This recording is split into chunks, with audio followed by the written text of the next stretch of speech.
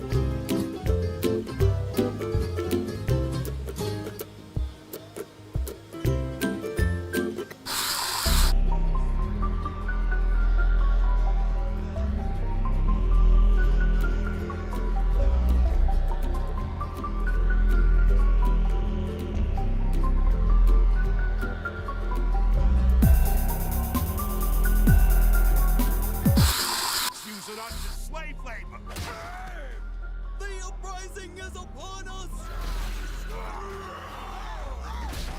We're under attack!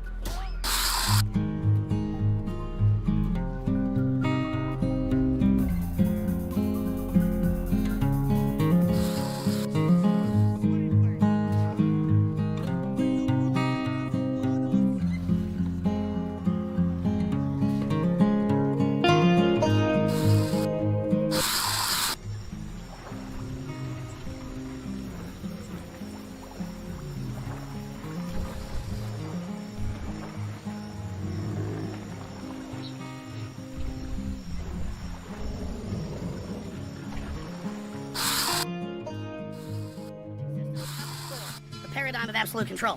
And that's why we're just out here doing simple things, pointing out that we're meant to be in nature and be natural, and this is where we find the source that God made to transcend the New World Order. And that's why they want to try to keep us out of it. I'm angry. I've had enough of these people. They're a bunch of Christian murder scum. They're on giant death factories keeping babies alive and selling their body parts. What more do you need to know about these people? I go out and face these scum. They literally crawl out from under rocks. They have green looking skin and they run around screaming, we love Satan, we want to eat babies. I have them on video. Hillary's in the creepy weird sick stuff man. She sleeps in the same room with that creepy weird woman whose mother wears a hood over her head. What the hell? That woman number one is ugly. Imagine how bad she smells, man. I'm told her and Obama just stink. Obama and Hillary both smell like sulfur.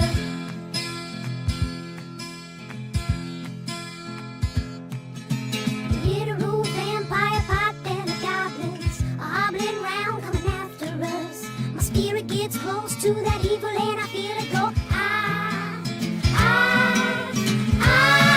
We're such self-centered crap. We don't even notice hell itself rising up against us. Millions of pointed people of the very worst type, and I'm so pissed.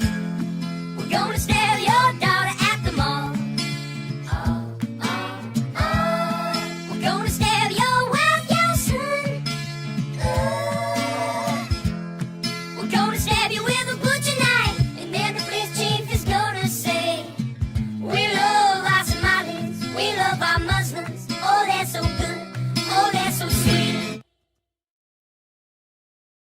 was watching Fox News, I worked out this.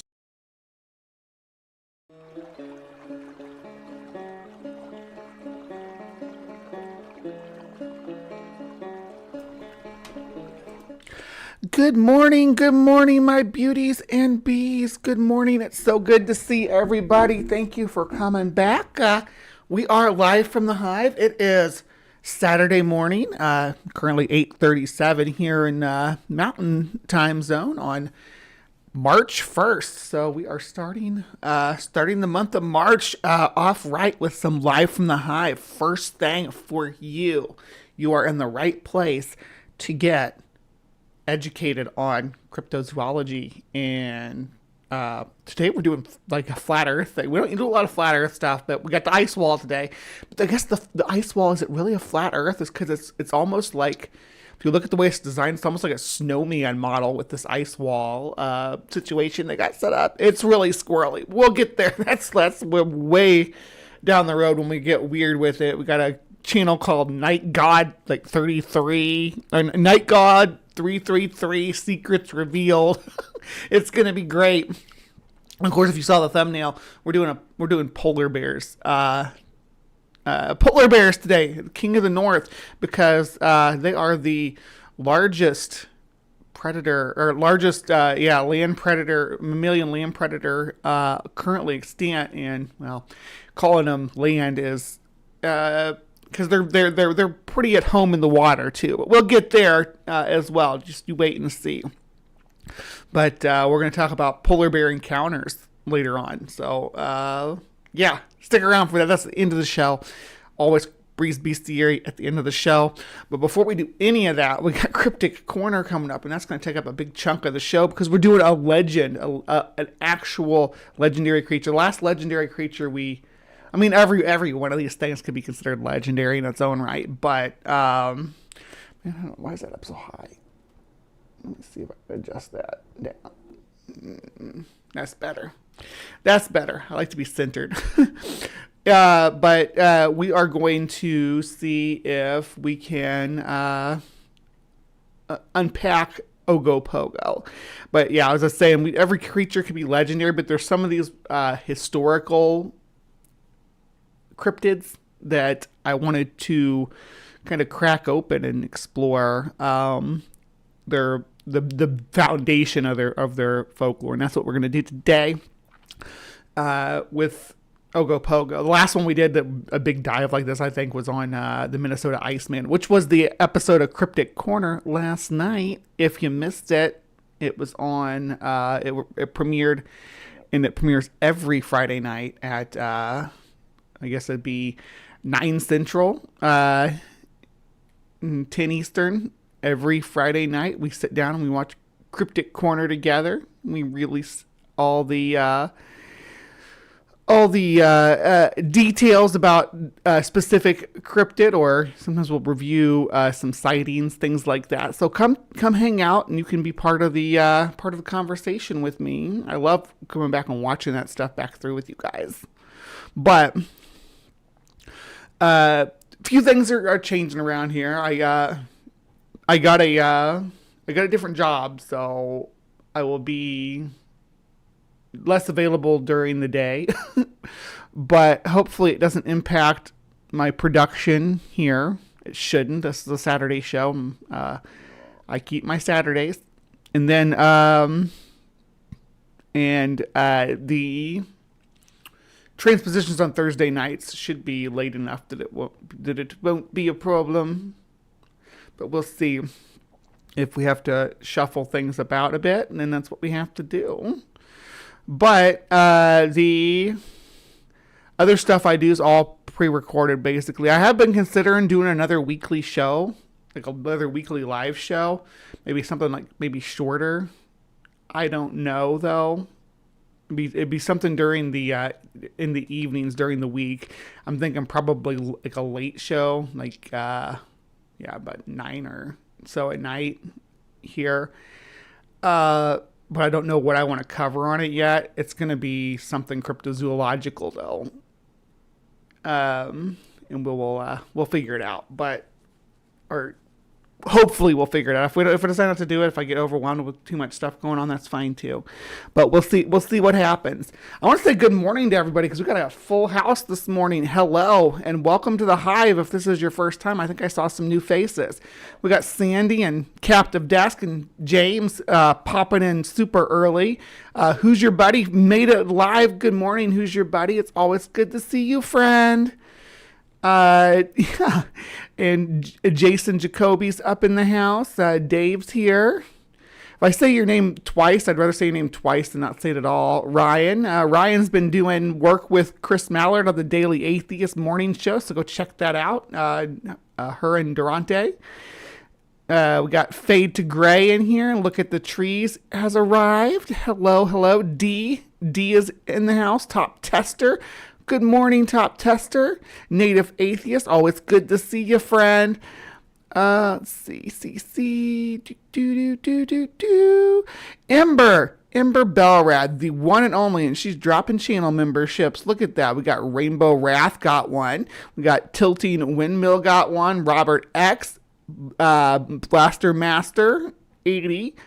The Apostate Sisters and Captive Desk already had one, but congratulations, welcome to the Hive. You enjoy your Bigfoot tracks. Yeah, stomp those all over the place. Let everybody know where to find us by leaving a trail of Bigfoot tracks right back to the Hive. Got Y here. Y because weed, bro. I guess that's the whole name. Hey, I don't know if I've seen you here before, but welcome to the Hive. Who else do we got? Got a whole bunch of Cass. I also hadn't seen you before, so welcome. Tilting Windmill, it's always good to see you. I think that catches me up with everybody. If I missed you, I'm sorry. Sometimes I'll say hi to people I see pop in during the show, but this is generally where I do my big greet and everything. Because it's almost getting too busy and full for me to say hi to everybody. I'll never stop trying, though. It's just like there's words I'll never be able to pronounce. But I'll never stop trying because why? It's fun. And I think that me mispronouncing words and trying to say things that are hard to say makes other people feel better about struggling to say things or attempting to say things they don't know how to say for sure. It's okay. We're all human. But, oh my gosh. Thank you everybody for coming in this morning. We do have a heck of a show. Are there any Canadians in the live chat? Oh, hold on.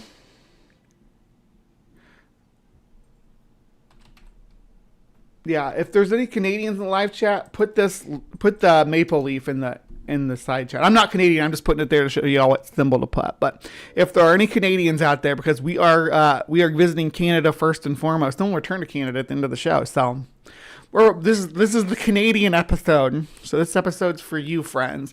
But anyway, I got to get started. There's so much show ahead. I will see you guys over in Cryptic Corner in just a moment.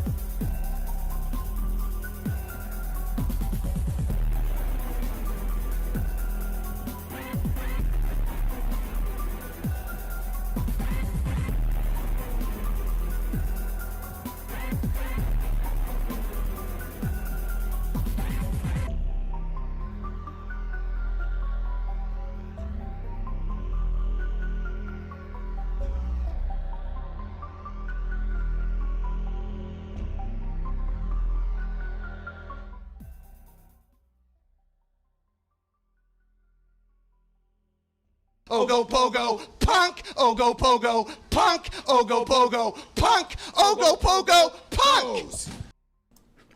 All right, my beauties and bees, welcome again to another episode of Cryptic Corner. If you didn't catch on, we are doing Ogopogo just for you.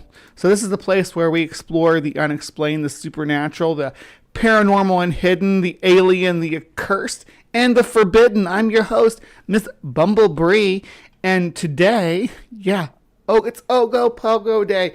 So all my Canadians in the house, shout out to you out there. Looks like I only had one Canadian in the live chat. What the heck? Where are all my Canadians at? Where is the Canadians? I need to see more maple leaves. Drop those maple leaves. If you know a Canadian, just tell them I'm covering Ogopogo live right now and they will show up. Canadians love Ogopogo. As you can see by the song at the beginning of the show, Ogopogo is Canada's cryptid. They love their lake monster. And what's not to love? He's a weirdo. He's really a cool creature. He's kind of like Nessie, but more snake-like, I guess. We'll unpack it all here. Don't you worry. John the Fisherman by Primus was about you. I didn't know you liked Primus. Me and you seem to have a lot of the same musical taste, John Hudson. We should like just rock out sometime.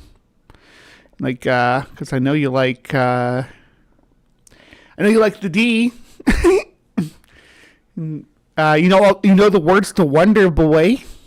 Yeah, they all want Tim Hortons for brunch. Is it brunch time? It's still lunch or still breakfast time. Yeah, Ogopogo, ketchup, hockey, maple syrup. Yeah, I hope I don't get a thing for that video. If I do, I'll just take it. I'll just remove it. But I loved that song.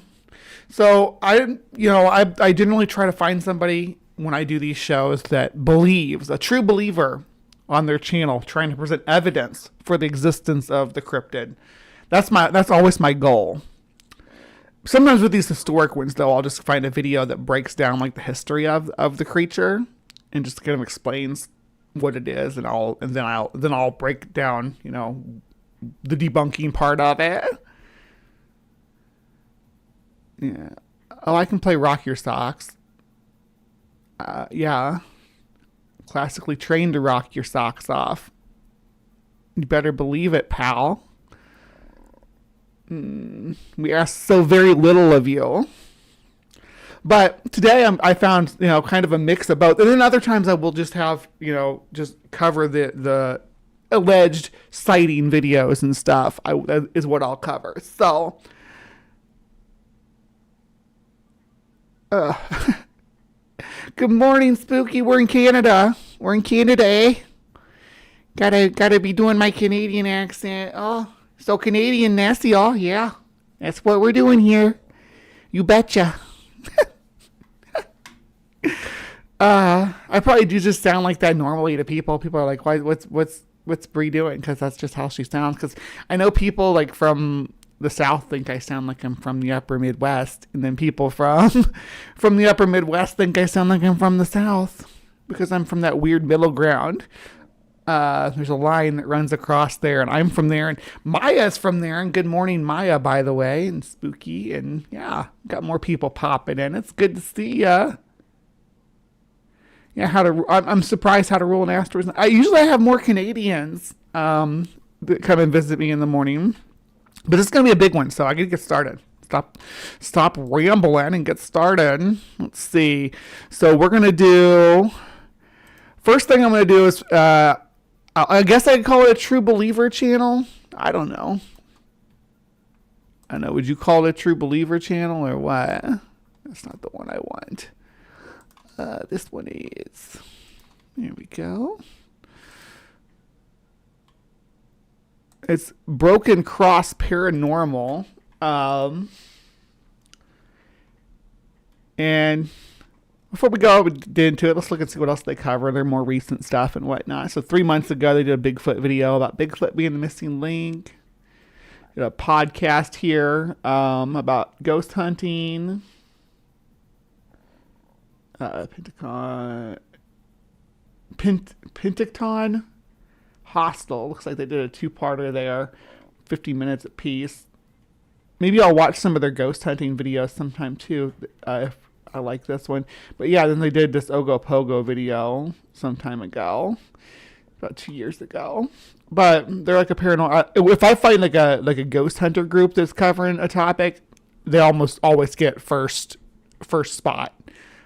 true believers almost always get first spot from me, and I kind of encourage them to engage with me too. So like, I'm not like coming at you, bro. I'm just, I'm a skeptic, but I've done I did the paranormal research circuit. So this is to the true believers and to, the ghost hunters and stuff that I cover, the other cryptozoologists that I cover.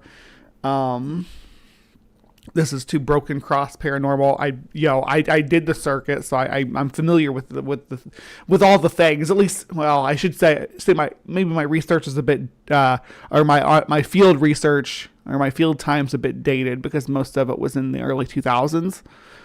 But I have put in the field time, right? I've been in the field, and I have done the research. I have my own library of. And these 30 plus people in the side chat right now that join me on Saturday mornings for some coffee and cryptids. Oh, coffee and cryptids. Why didn't I think of that name? Oh my gosh, that'd have been a good name. Anyway, the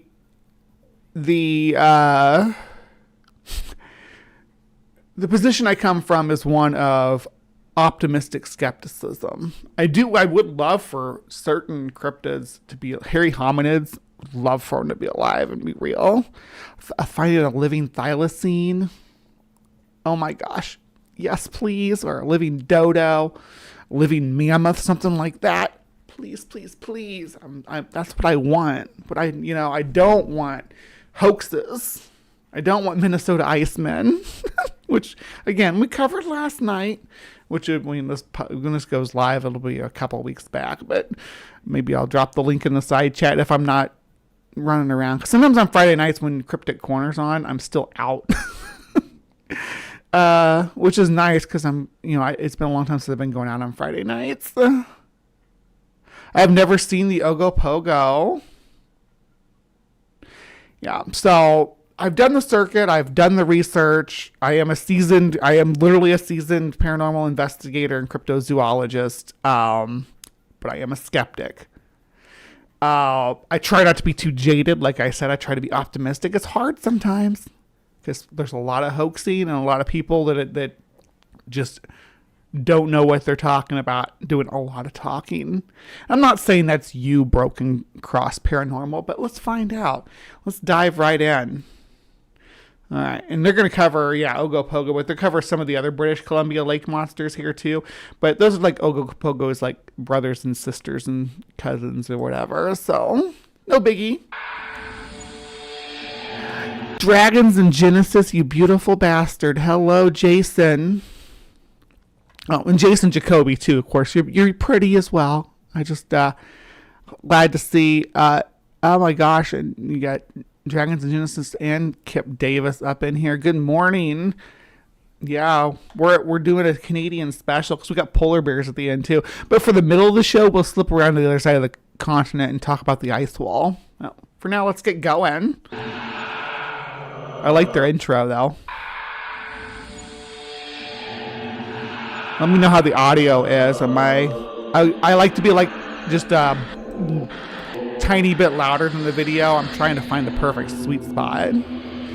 So like if I decide to, and yeah, I'm pausing this a whole bunch because I don't know what of this soundtrack or whatever is copyrighted, but I want to be able to kind of talk over the video, but still have you be able to hear the video, I guess is the goal.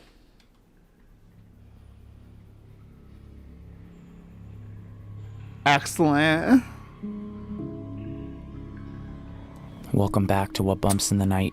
Mm-hmm. The show dedicated to the creepy and the unknown. And just to be clear, I do bump in the night. That is one of my characteristics. That's like a descriptor of me. So if you hear that, remember, yeah, it does apply to ghosts and goblins, but it also applies to podcasters.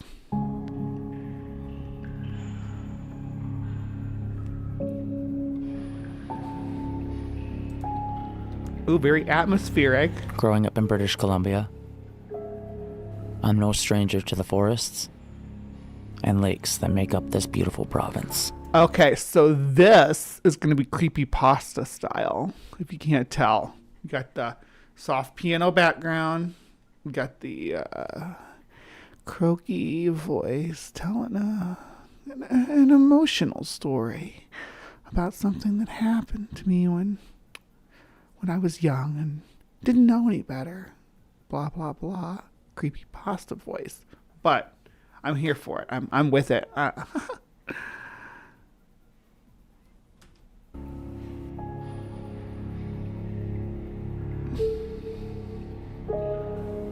Living in the Okanagan,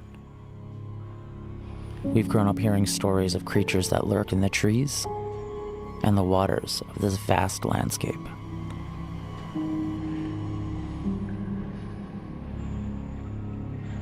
Now I gotta break your damn atmosphere, because anytime they describe the location, I have to go full Dora the Explorer. Honestly, I should, if I wouldn't get copyrighted, I'd get a video of, I'm the map, I'm the map, I'm the map. So here's our lake. And it's a glacial lake. Look how long and skinny it is. It goes from,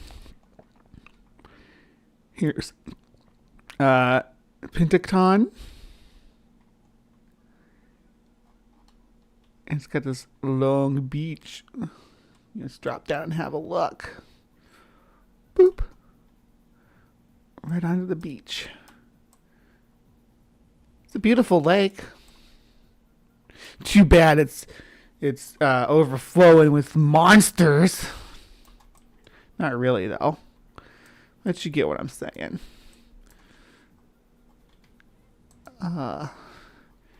So it's a huge lake, too. So it runs all the way from here. And I don't know if y'all, because here's BC, right? I don't know if y'all understand the scale of this lake, but it's basically crossing over climate zones from deciduous to coniferous. Once you get up here to the northern points here. Can we drop down in this one? We'll see. How close can we get? Not close at all. Too many houses in the way. Oh, but hey, we got this view now. Look at that. Yeah. That's not a bad view. So, this is the lake.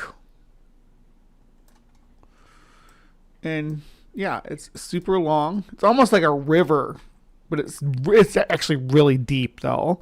But it runs like a river through British Columbia. And there's cities all along the edges, up and down. There's also parks. And obviously a lot of marinas, a lot of tourism. But lake monsters are good for tourism too. So we have that. All right. Back to Broken Cross Paranormal.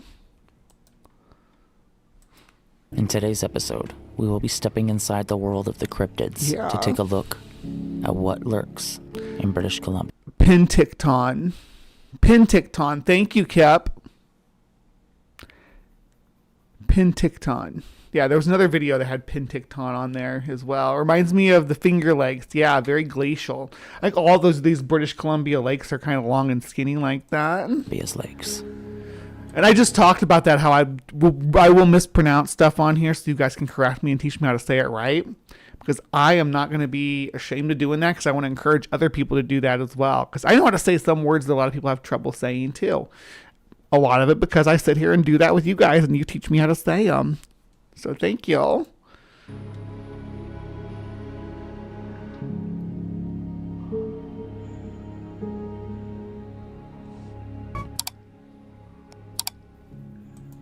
Penticton. Okay. I can say it like that. Penticton. I don't know if it comes up again. It might, because it's one of the prominent townships along the lake, right? Is it a city? How big is Penticton?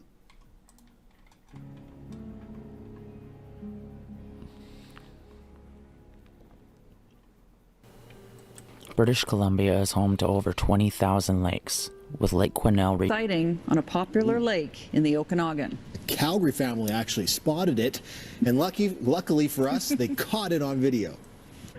It could be another glimpse of the elusive Ogopogo.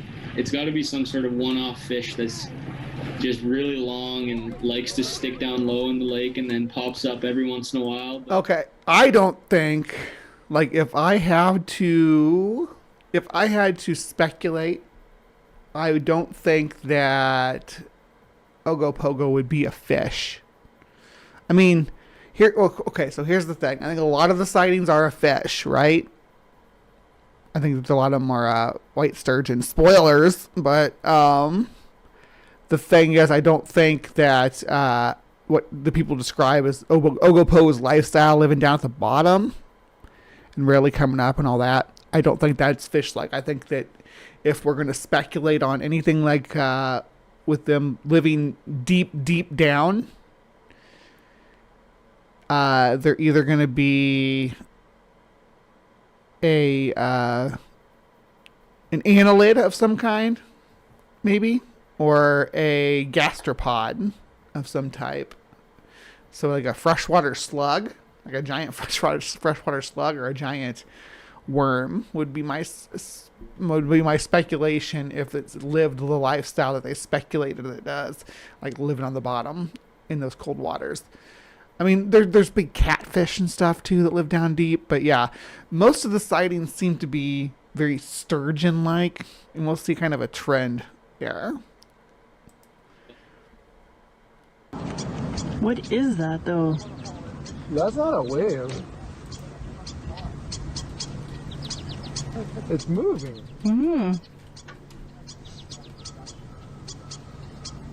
Come stand over here closer. Get closer to it. I'm videotaping. So Unexplained is how we refer to the sacred spirit of the water. It's our name for what's commonly known as the Ogopogo, but it's more than just the Ogopogo. Unexplained is a way of being, it's a way of life, it's our responsibilities. I truly believe that whether they acknowledge it or not, the majority of people of the Okanagan believe in the Ogopogo. I know that to be true because the vast majority of people that I talk to talk about how they look for it. They tell me they don't believe in it. That is not how you confirm something, confirm belief.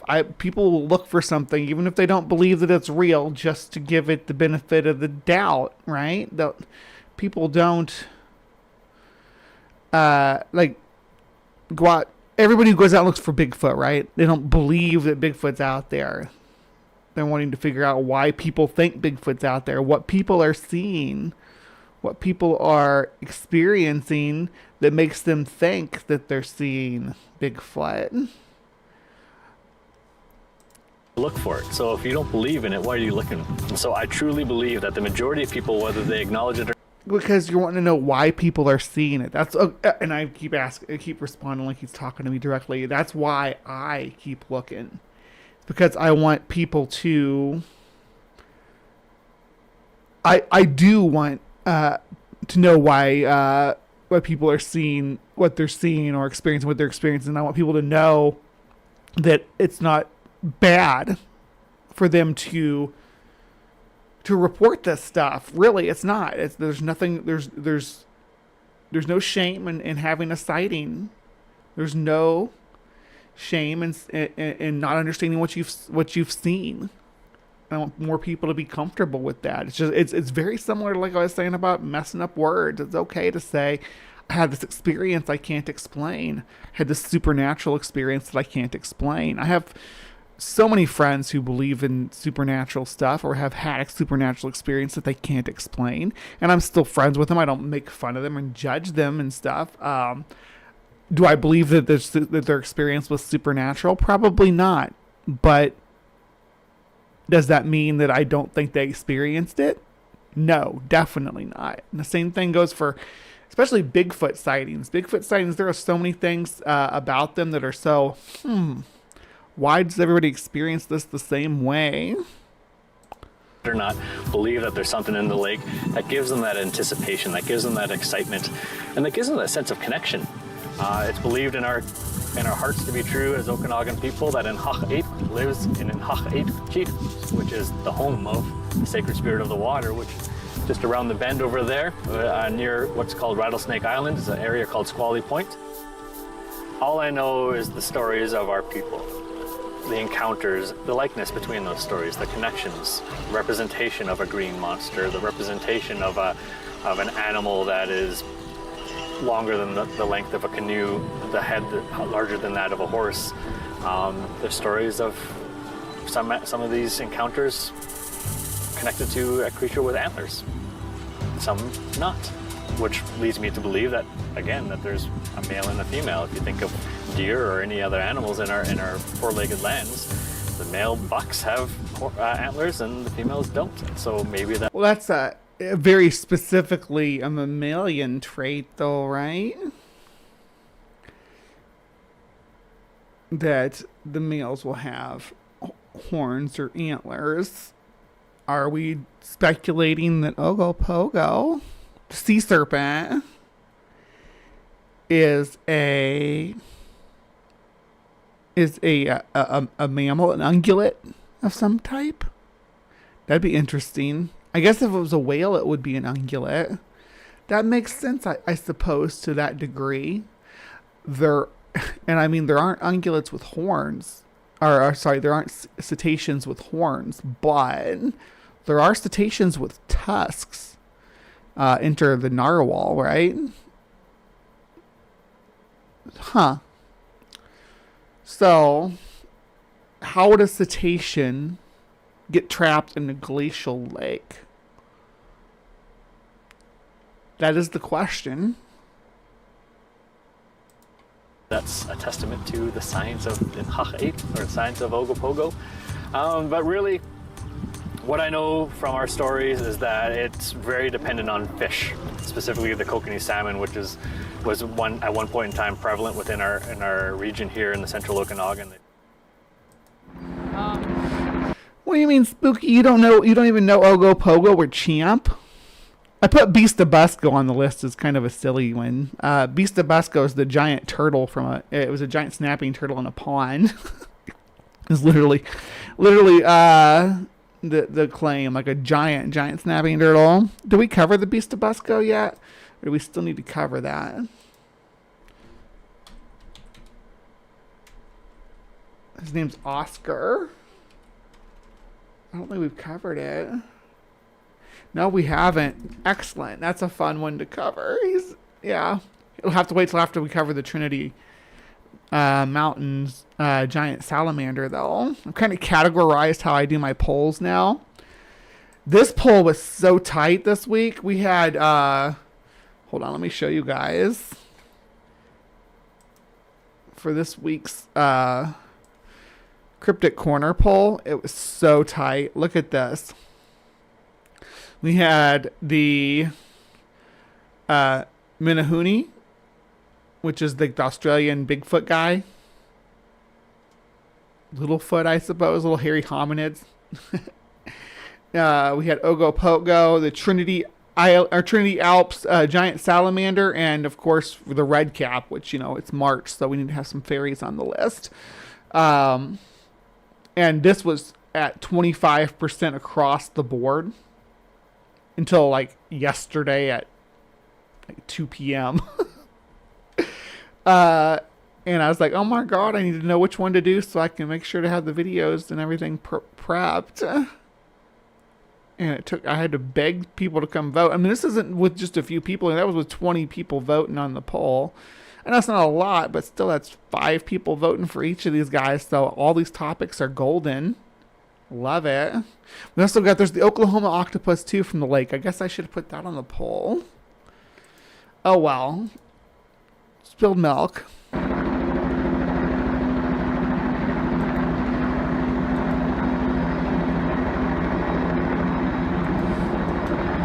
what are we looking at? What is up? I have no clue. No, what? You see that? Yes. What the heck? I'm filming that. too. Are you zoomed in as far as you can? Yeah. Me too. God, look at that. Okay, to me, that looks like waves breaking. You all tell me though. What do you think? Yeah. Me too. God, look at that.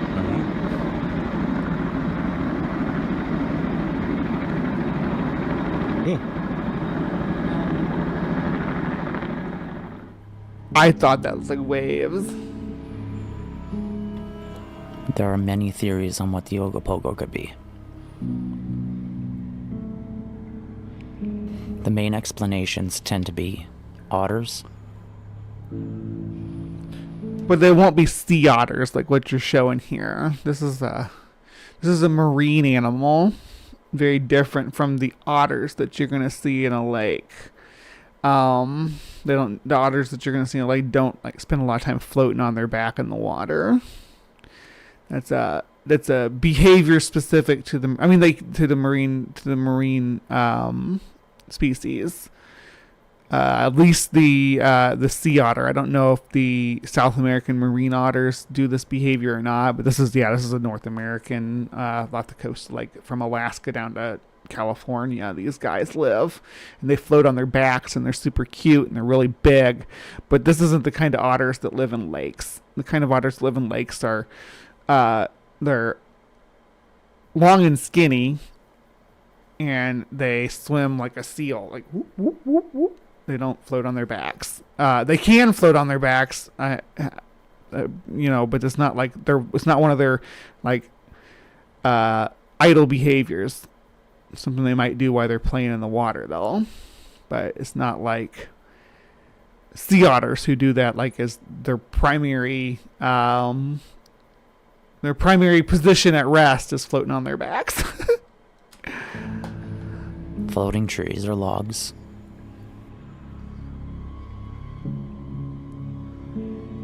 And the most believed. That's an otter. That's a much better representation of the otter. Sturgeon. Yes, of course, white sturgeon.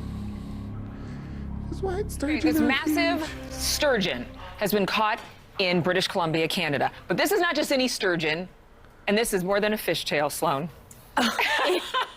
This is something so rare. This fish is making headlines, Adrian.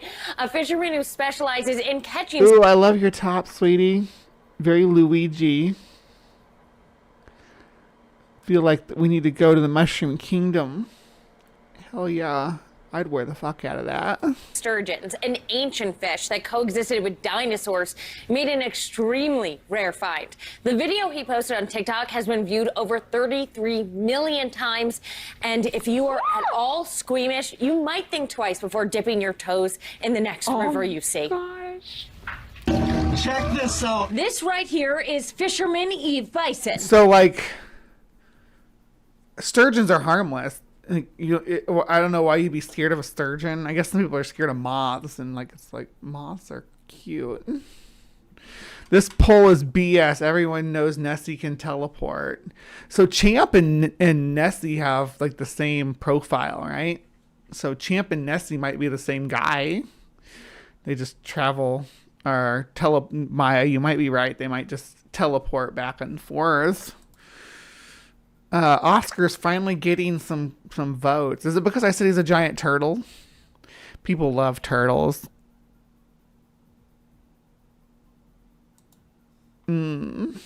Sometimes the seals can just stare at me when I'm on the beach. I love seals. You said there's no cryptids where you're at, Jason. Where I'm not trying to dox you or anything, but like what area are you in? I bet I can find. I know the cryptids everywhere around the world. I think so. If I don't know one, I could find one. And if I can't find a cryptid, I might find a ghost or something interesting to cover around your region. Yeah, if you all want me to cover a specific thing, when I run the polls, there's whatever wins comes off the poll and we replace it with something else, and the stuff that's suggested in the comments You still have to vote on the polls, but the stuff that's suggested in the comments will take if there's one that's in the lead, they'll generally take the place of the one that's moved away. If there's a suggestion that's reasonable. So if you have some local folklore, just something that you just want to know more about as far as cryptic corner topics. And just to be clear, that's it's not just cryptids. We do cryptids. We do ghosts, spirits, hauntings, fairies, demons, aliens, interdimensional beings, all that stuff here in Cryptic Corner. We are, as long as there's an entity involved, that's the main thing. And it's stuff without entities involved.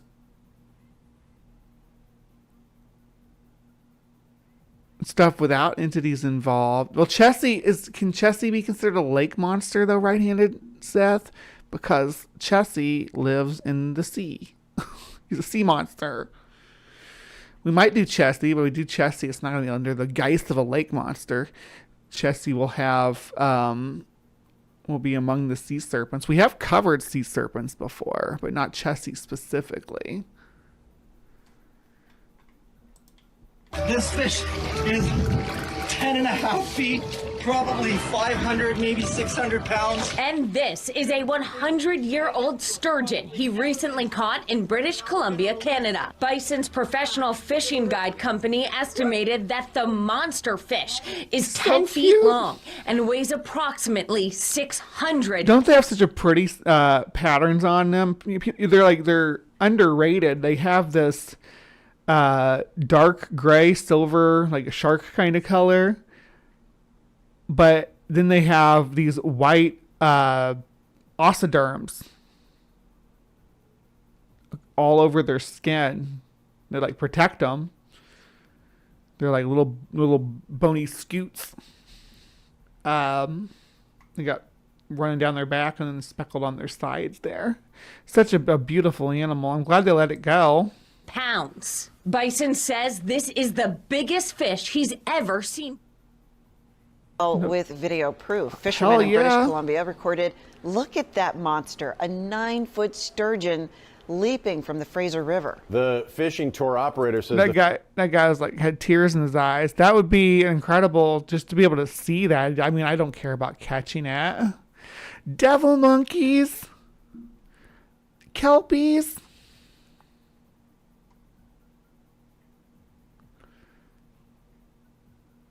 Okay, you guys can put. So if you got suggestions, right, for Cryptic Corner, don't put them in the side chat here because I'll lose them. I will lose them. But if you put them in the comments on the polls, then I won't lose them. But let me look and see what everybody suggested so far, because people did start dropping stuff. We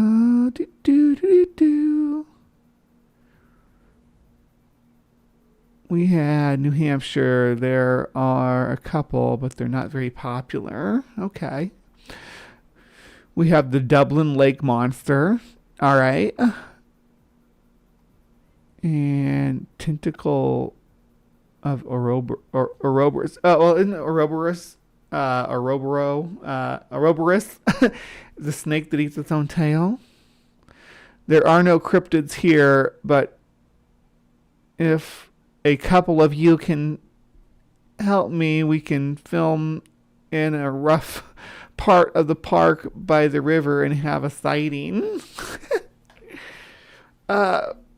You're in Minnesota. We just covered the Minnesota Iceman. You were there last night. There's Minnesota cryptids from Minnesota. There's dogmen from Minnesota. Minnesota has some cryptids. I think y'all have some lake monsters too. You have a lot of lakes. It'd be a waste of all those lakes not to have monsters.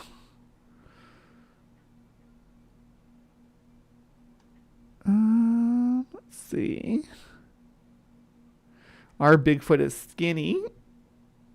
You think a Bigfoot up in New Hampshire would be bulkier because the winters are cold?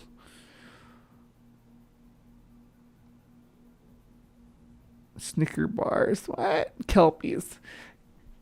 Aunt Jura wants Kelpies. That's an interesting request. Kelpies are. New Hampshire devil monkeys, though. That sounds interesting. We need to cover devil monkeys. We haven't covered them yet. Everyone talks about Bigfoot, and the Land Before Time told us about Littlefoot. But what about medium foot? Medium foot sounds kind of vanilla, though. Ian Davenport, oh my gosh, thank you so much for the $20. Appreciate you. Thank you for being you, and thank you for giving love to the Hive. We love you. I always appreciate any contribution, any channel membership gifts, anything like that is so appreciated right now. I'm starting a new job, like I said, here in the coming weeks, or in the coming week, but right now I could use every little bit of help I can get to keep the candles lit. Thank you so much, Ian. I appreciate you. How long do sturgeon live? They can live over, they're like tortoises. They can live like 150 years, I think. Something like that. I can see a fish that size breaking the surface. Could explain a monster sighting, especially from a distance with nothing for scale. Exactly. Swim in the Fraser? That's a glacial lake too, isn't it? Are you talking about the Fraser River in Canada? No, we have not done have we done Wendigo? We did. No, we haven't done Wendigo, so we can, we could do Wendigo. More Canadian stuff. Yeah, Wendigo would be Minnesota too.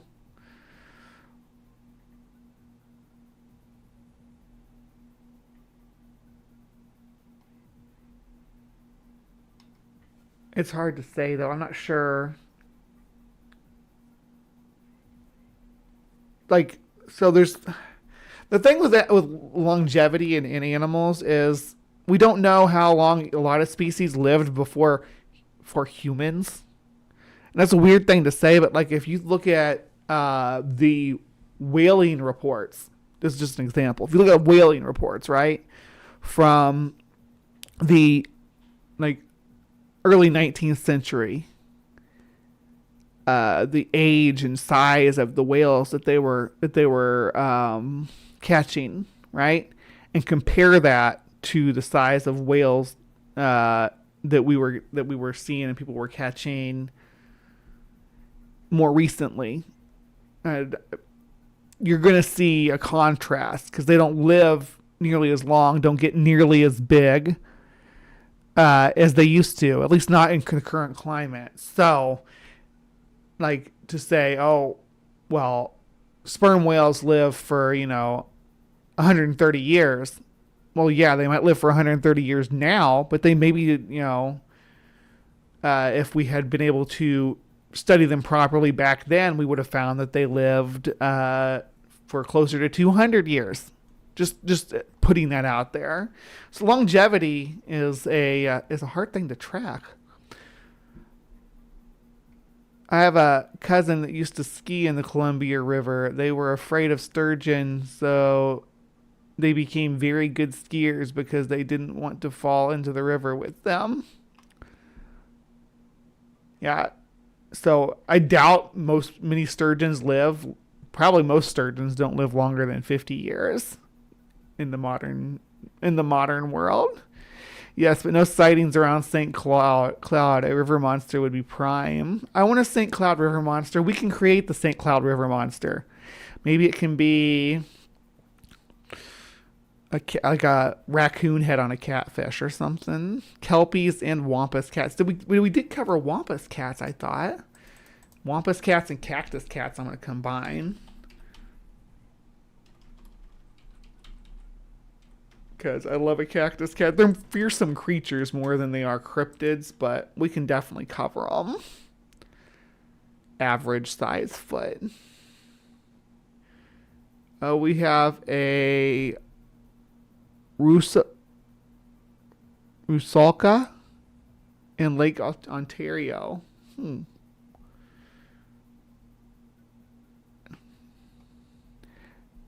They were overfit. Yeah, that's like a lot of people that eat the caviar. It's pretty sad. Kelpies are freaky deaky, for sure. Invented to keep kids from getting too close to the water. Well, the Kelpies, they disguise themselves as horses, right? And then like you get over there and touch them, and boom, they get ya. The big question is where to go, when to go, why to go. We did cover on Captive Desk. That's where I remember talking about. I knew I talked about it somewhere. Maybe I'll go snag that and publish it over here on this channel, Dave, now that it's been a minute, if people are asking for it. No, I guess I didn't cover it. I looked back and didn't see. I think what I needed a cat, and I just choosing between the Wampus cat and the Onza won, mostly because the Onza's more realistic than the Wampus cat, because the Wampus cat, the Wampus cat, the Cactus cat, and there's some other ones too that have this feature of this spiky, like porcupine-like tail, and yeah, it's pretty wild. Let me get back to the video because we're The almost out of fish, time. in his estimation, weighed 350 pounds and was likely at least 50 Wow. years old. These things, Huge. Get old. They tagged it for conservation purposes and then released it back in the river.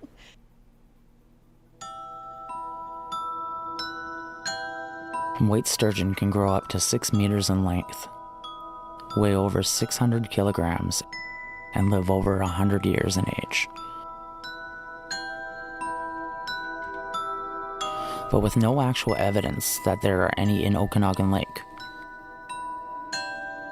what do you think it could be? But we do know that there are white sturgeon in British Columbia lakes, though, as opposed to giant sea monsters, which there's no real evidence of them existing anywhere. Surely this is a one-off animal, right? What would a one-off animal be? A species requires a lot of characteristics to be distinct. It needs to have a population. It needs to have an evolutionary history. It needs to fit into a phylogenetic tree. It needs to have an ecological presence. Unless you're making supernatural claims. But what if there were more sightings?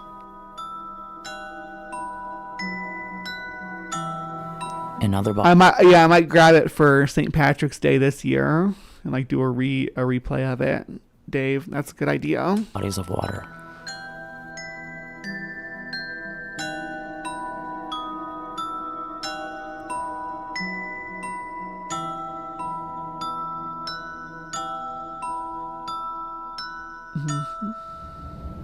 What was that?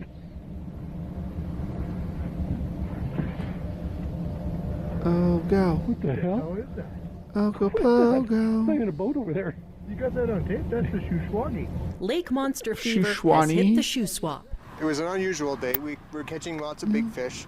They're known as two guys with flies. Les Lauren and Brody Blair spend a lot of time fishing on Shuswap Lake, and when they caught wind of an apparent Ogopogo sighting on Skaha Lake, they knew they had to speak up.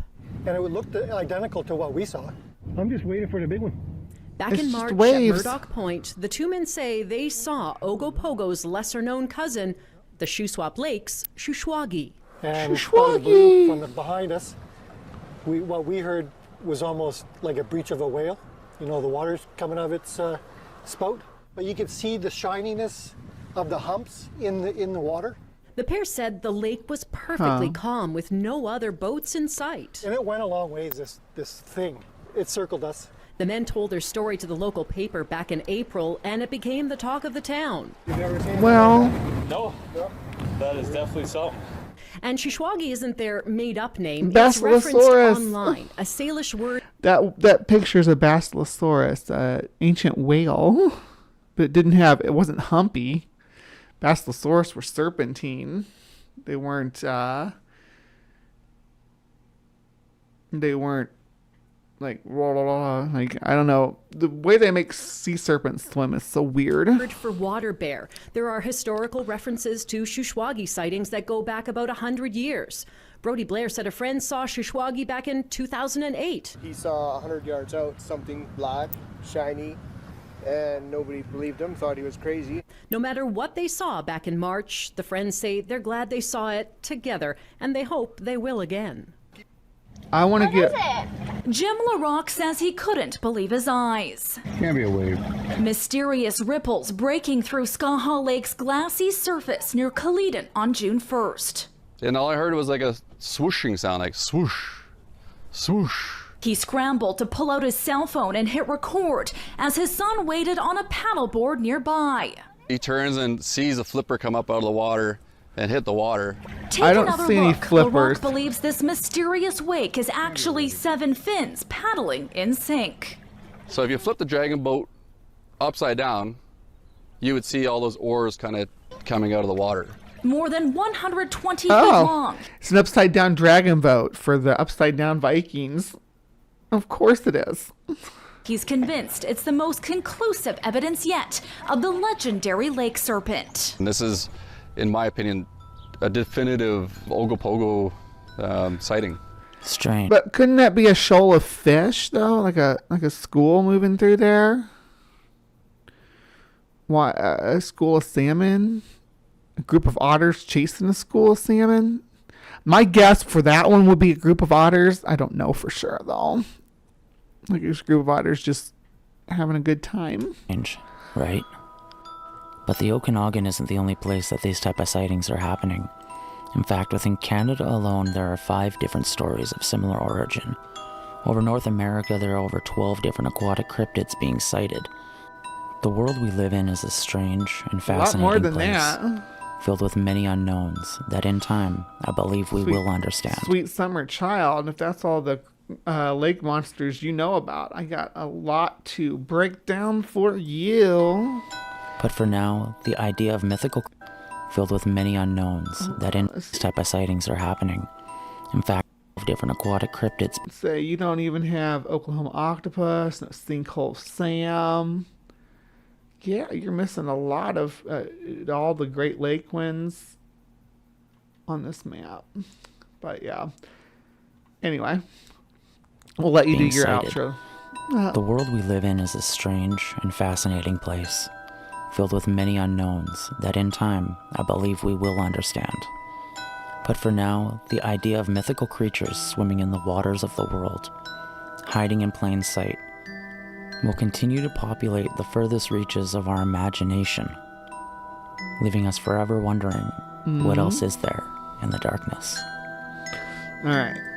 I'd like to thank you for watching. It means the world to us for the support. If you enjoyed the episode, I want to subscribe. Please give it a like and make sure you subscribe to our channel so you don't miss out on all the creepy content that we have coming. Alright, so this was... Yeah, we don't need that poll up here anymore. This was Broken Cross Paranormal. So, yeah, I might revisit them if they keep making stuff. It seems like they've been sort of stagnant here lately. But 3 months ago they did do something, but before that they hadn't produced anything for a couple of years. But we'll keep our eyes open. All right, let's look at some short little Ogopogo videos. We got a few minutes left. There we go. There's another ripple that just comes in seemingly from nowhere.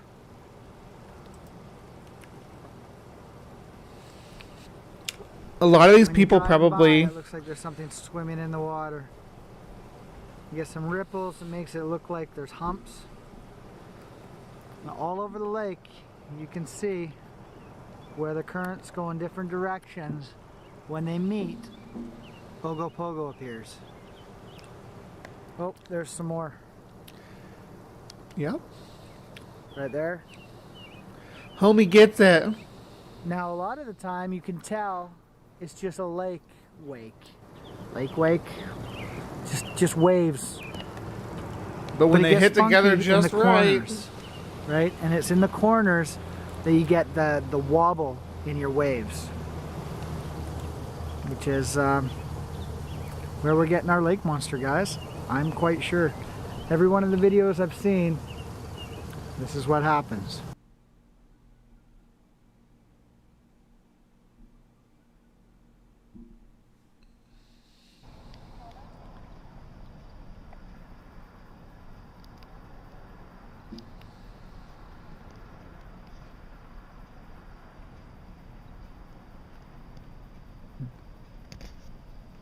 And that almost looks like an otter to me. I have no idea what that is. That is as far as I can zoom.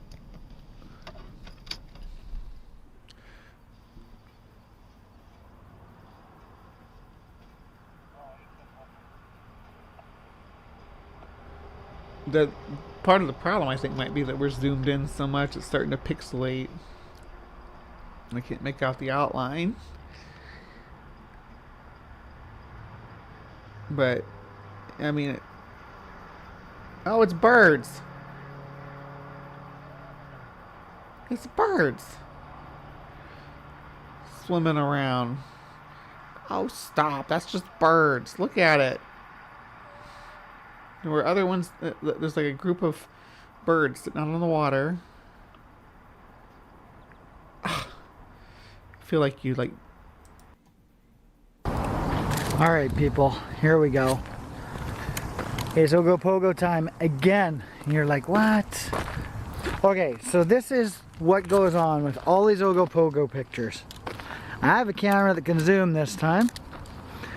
Okay, now this is near where I saw whatever it was I saw. It was in the water. All right, so let's zoom in. And this is kind of what everyone always sees, right? Looks like a nice long serpent in the water. But it isn't. It's different currents. I'm sorry, guys. That's I'm gonna Ogopogo. break some people's hearts. I'm gonna make some people angry here. Right? We got a current that comes around the corner over there. Right? And the lake bends. And this is where all these Ogopogo sightings are. And it's where the water going different directions seems to always hit. And it makes these ripple effects. And it leaves, obviously, there you go. Look at the size of that serpent. A giant snake in the water. Yep. That's unfortunate, guys. Now, is there something in Okanagan Lake? I'm sure there's a few things in there. Oh, there we go. See, and there's the paddle and fins that they talked about in that last Is that video. its head popping up? Clearly, it's the Viking oars, upside down See, Vikings. it totally looks like it's a serpent making shapes, making waves. Breaching. This guy gets If you it. look at all the other video out there, it's very similar to this. See? Yeah, very similar to that. Try to zoom in here. Same phenomena. Wow, that was pretty big.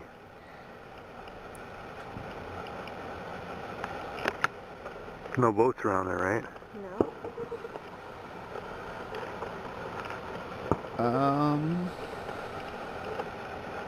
Seems to be staying in that one spot. I wonder if it's just a current of the water.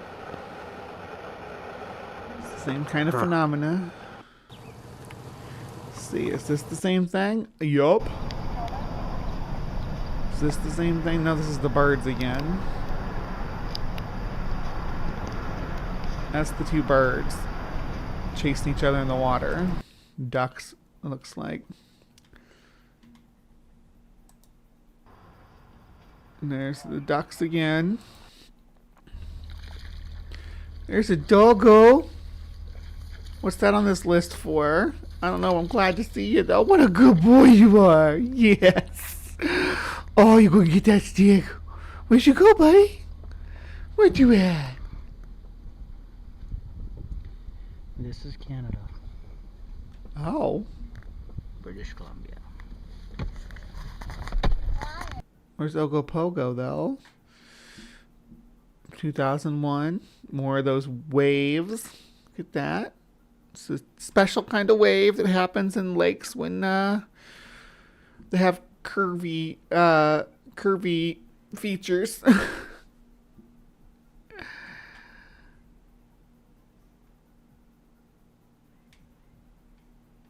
Yeah, not very impressive, really. Once you know what's going on, once you understand the currents, once you understand what we're looking at. All right. Well, that was, oh my gosh, almost perfect timing too. That was Ogopogo. I don't know if you all, or I guess there's some people that didn't know about Ogopogo. Yeah, Dogopogo. I liked how we had Dogopogo just dropped in there for no apparent reason at all. All right, let's end the poll and see who won. It looks like Ogopogo did win the poll. Ogopogo won the poll with 52% of the vote. The other votes were split 29 and 17 between Champ and Oscar the Beast of Busco. Now that Ogopogo is off the list for the polls, yeah, you can give me a comment down below, or when I open the new poll up, you can comment and tell me what you want to see on Cryptic Corner. The other options that are still going to be there are, again, going to be our Mini Hoonie, the Trinity Alps Giant Salamander, the Red Cap, and if I don't get any suggestions, I think Kelpie is the one I've seen the most of so far, but if you have another recommendation, vote for it. We'll see what wins. There's a First Nation just across the Fraser River from me called, I should try to pronounce it, I'm not going to pronounce it, called the Stalis. And they proudly feature a drawing of Sasquatch on their official band webpage.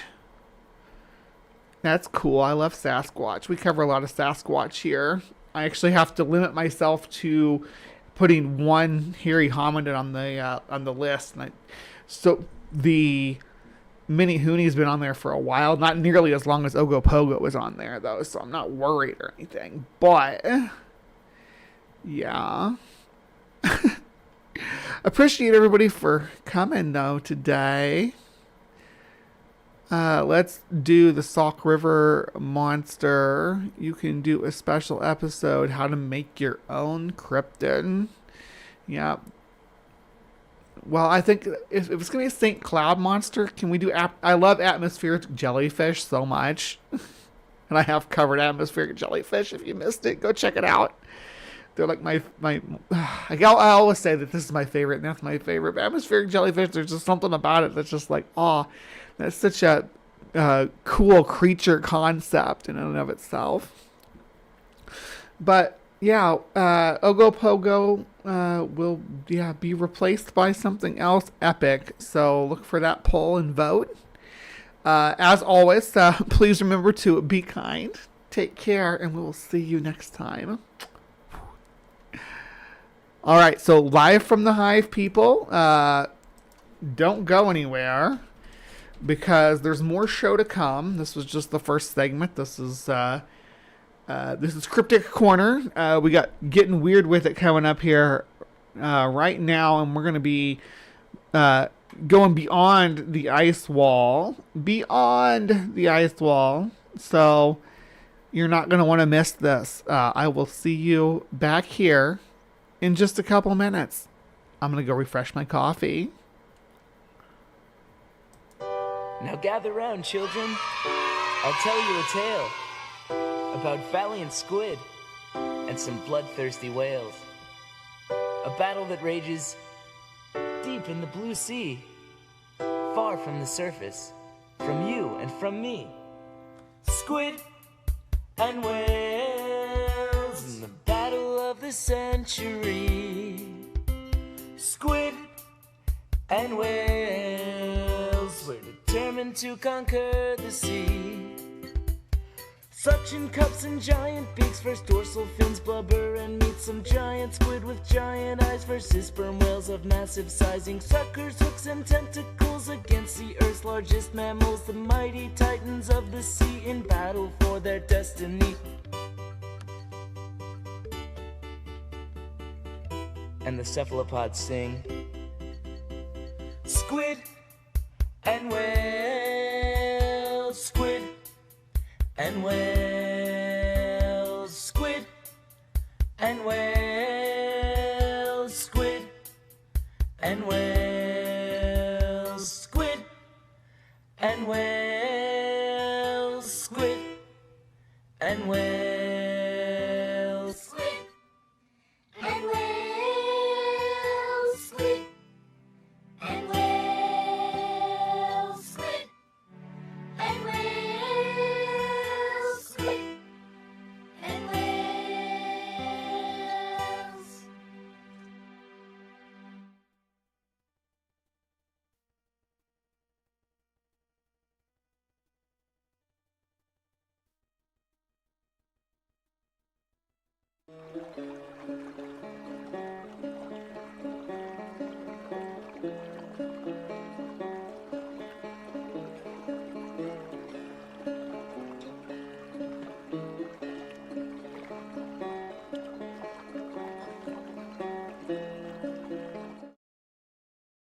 All right, hello, my beauties and bees. Who is ready to get weird with it? Because today we are going down the rabbit hole.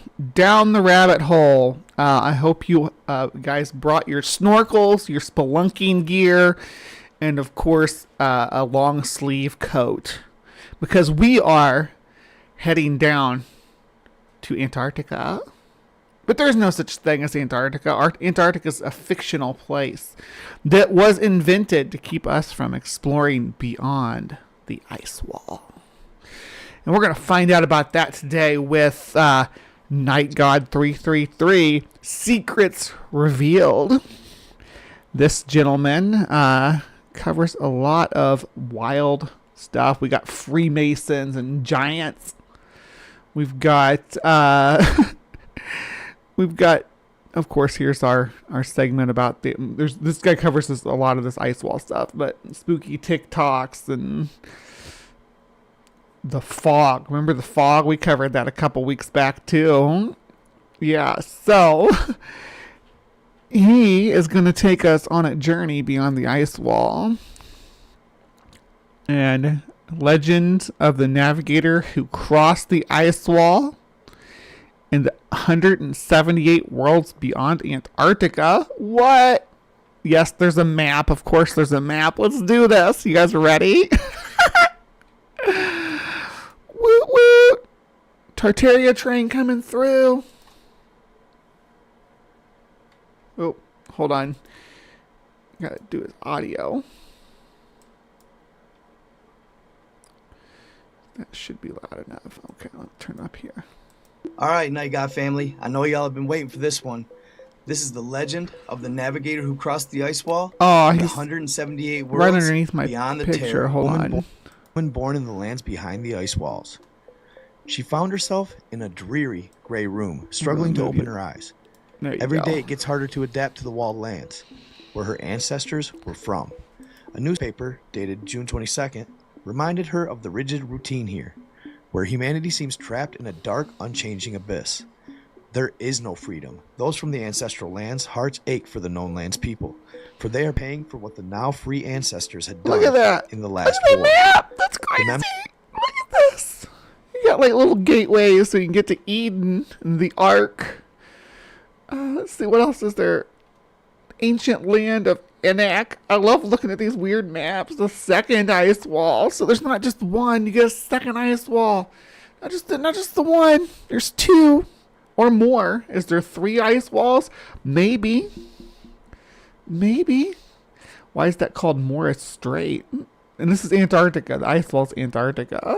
Does each one of these worlds have a sun that travels around it too? Like in a channel? Memories of those who fought for freedom haunt her, their sacrifices seemingly now in vain as they lost the Great War. Okay, hold on. So there's Laurentia. So Laurentia, I mean, there's the Laurent, that's in North America. So, like, the Laurentine ice sheet is what covered it.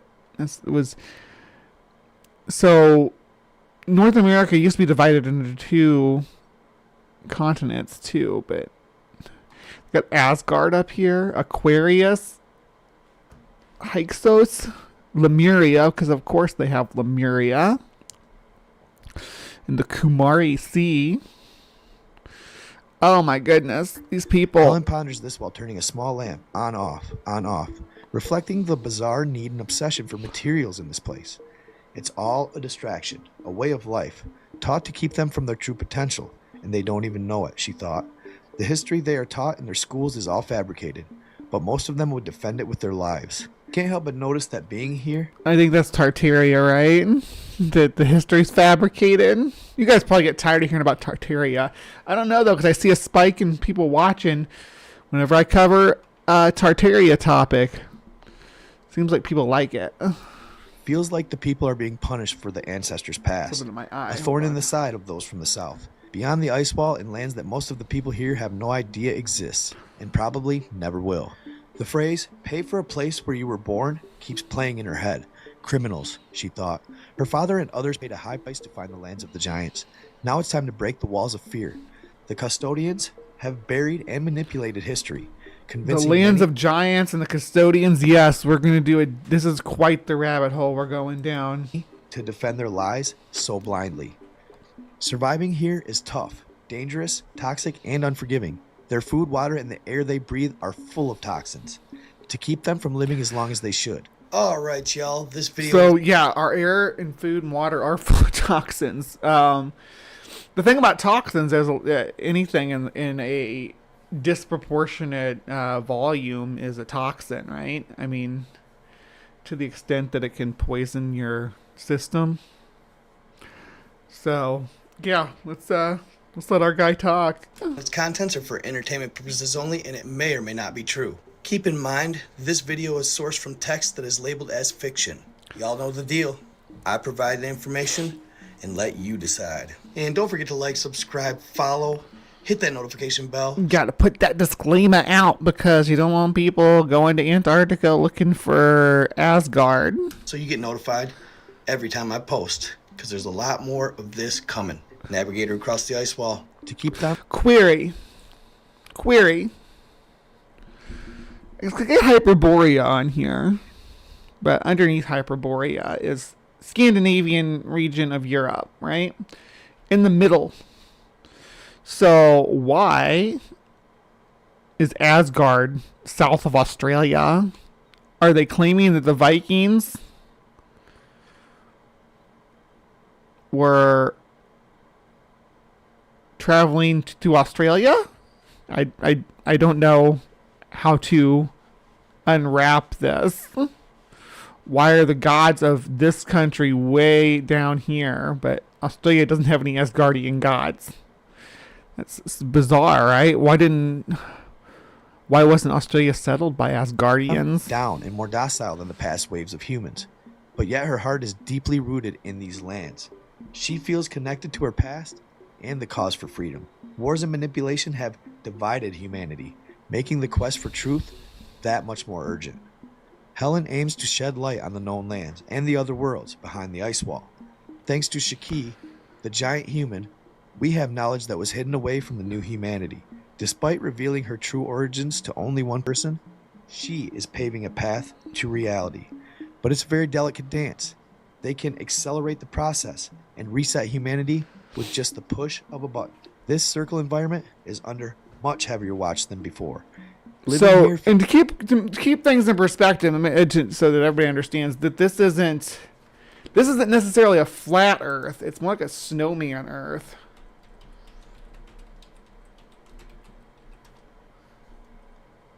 It's like, let's see if I can find a good image of it. Yeah, that'll do. It's like,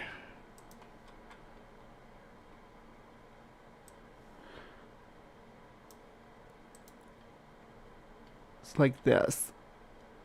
A whoop, a whoop, a whoop. So that's what we're looking at as far as how the planet's shaped. Weird, right? To give you an idea what this map's supposed to be showing. Feels robotic. Love and empathy are few and far between. The custodians, or parasites, as she likes to call them, have controlled humanity for thousands of years. And to break free, we must understand their weaknesses, but more so, their strengths.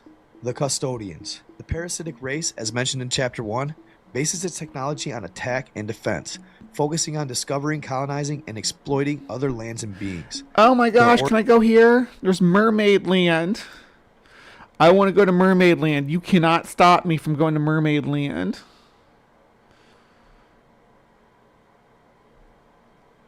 This is where I belong. We're going to go here.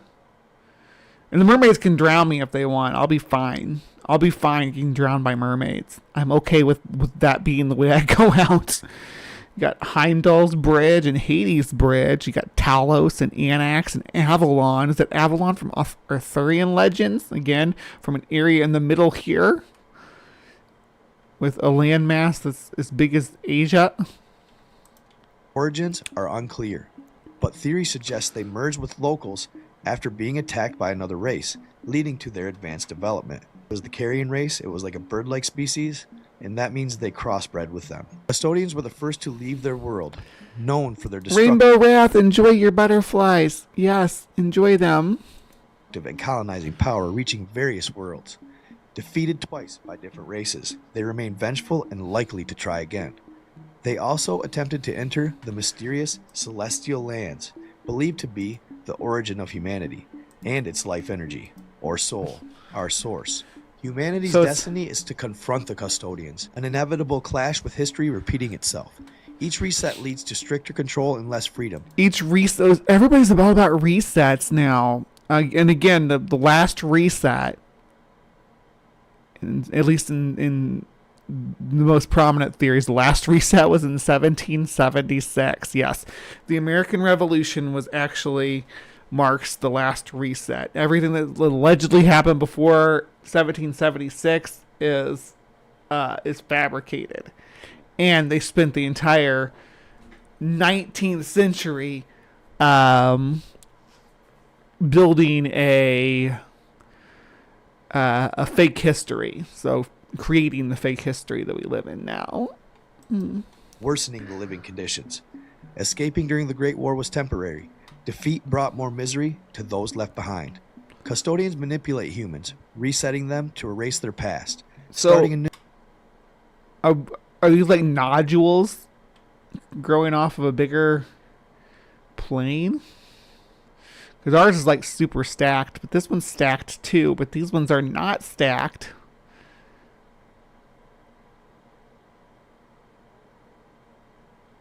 So, okay. New, without parents or grandparents.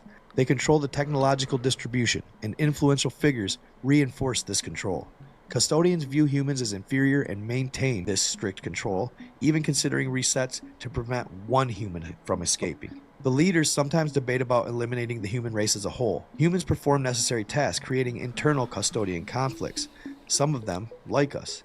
Some humans connected to the custodians gained passage to other lands like the land of Mars. The last reset, over 250 years ago, followed a significant war, resulting in stricter control. Oh, they do talk about the war. He doesn't talk about the Cabbage Patch Babies, though, unfortunately. But we will revisit the Cabbage Patch Babies.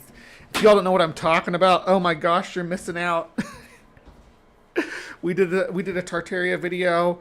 It's been a couple weeks ago now. I still haven't cut it or produced it or anything, but where we talk about how they repopulated the Earth with Cabbage Patch Babies after the reset. Good stuff, because there was like some kind of like reproductive problem. Lands of Venus. So there's like space in between too, like big oceans. They make our big oceans look tiny. Custodians enjoy human fear and sadness, absorbing negative energy, which explains historical sacrifices and tragedies.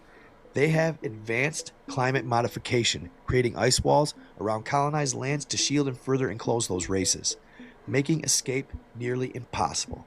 250 years ago was a reset. That's a crazy thought. I don't think ice is the best material to do that with. Ice has it changes forms at very tight temperatures. You know, the freezing point and the evaporating point are not that far away from each other, and that's not a good material to build an enclosure with at all. You want a material that can withstand as much heat and cold as possible to build an enclosure with. These custodians are not very smart. Now the Anunnaki, the notorious Anunnaki, one of the parasitic races spreading sickness across worlds, have manipulated and controlled generations for years. They are one of our enemies, hostile and power hungry, known as the creators of the pyramids. They build these structures on every world they've. People build those structures. These ones you're showing anyway were built by people. If you're the Anunnaki pyramids built somewhere, I have not seen them. I've seen pyramids built by different cultures.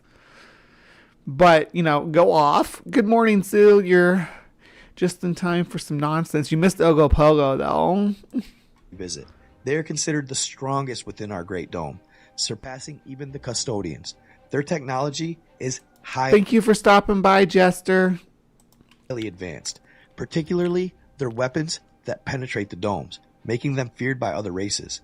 They utilize portals for transportation. I'll penetrate your dome, baby. Are they saying the pyramids are the weapons here? Is that what his claim is? That'd be cool if the pyramids opened up on the top, like in Stargate, and blasted a laser into the sky that cut a hole in the dome so they could travel through worlds. Boom. Giving them a significant advantage. Historically, they defeated the custodians during a great conflict. Shortly after, the ancestors started fighting the custodians. And they would have won. The ancestors had the custodians on their heels, on the brink of losing their precious known lands. So the custodians did something they absolutely didn't want to do. They swallowed their pride and went to the Anunnaki for help. In their first meeting... Sometimes I've went to the Anunnaki for help too, and they were like, nah. Like an adamantium or vibranium alloy. I was thinking more along the lines of like a crystalline dome firmament. But as far as an alloy, what about gopher wood? Gopher wood's a good construction material that has the qualities of both adamantium and vibranium. The pyramids already do that. I've covered at least 3 videos claiming that in fact. Pleas for help fell on deaf ears. The Anunnaki still had a sour taste in their mouth from the previous 5,000 years of fighting with the custodians. So they went back to fighting with no help. And this time, they were on the very edge of... All right, we got to pick factions, guys. We got to do factions. We're going to split the live chat in half. Which team are you? We're going to do Team Custodian or Team Anunnaki. How do you spell that? Anunnaki. Yeah, there you go. Anunnaki. So you have to pick your team. They're all aliens, Maya. All of them. Well, actually, I think we're the aliens, right? Losing the known lands. Knowing this, they compiled some massive stashes of gold. I'm talking mountains of gold that they had stashed across multiple different circle environments. They knew that the Achilles heel of the Anunnaki was that they loved gold. See, the Anunnaki... Gold is pretty. Let's see. Gopher wood can survive atomic blast. It has to because it survived the flood, which the flood... If you know about the heat problem, that gopher wood had to have some amazing qualities to protect Noah, his family, and all the animals inside. Like extraordinary properties. Let's see. Anunnaki, piezoelectric, hydrostatic, microwave, laser. Duh. Oh my goodness. Still listening, just not in chat. Okay, Jester. Well, drive safe. Travel safe. I don't know if you're driving. What will the custodians do? Mop them up? They got a bucket and a mop. Nothing on top but a bucket and a mop and an illustrated book about birds. See a lot up there, but be scared. Yeah, but don't be scared. Who needs action when you got words? We are the descendants of monkey fucking aliens. That's true. If you don't know, if you don't realize that, you haven't been watching enough Bad Science Sunday. The custodians will sweep the floor with the Anunnaki. It was made from real gophers, you know. The gopher wood was petrified gophers. Only found in Florida. Noah is technologically a Florida man. Yes, we have a video about that. Goodness, now I feel like I got to go plug that. Hold on. Here's my gopher wood video where I talk about Noah being a Florida man. Biblical. It's called Biblical Vibranium. Was the name of the video.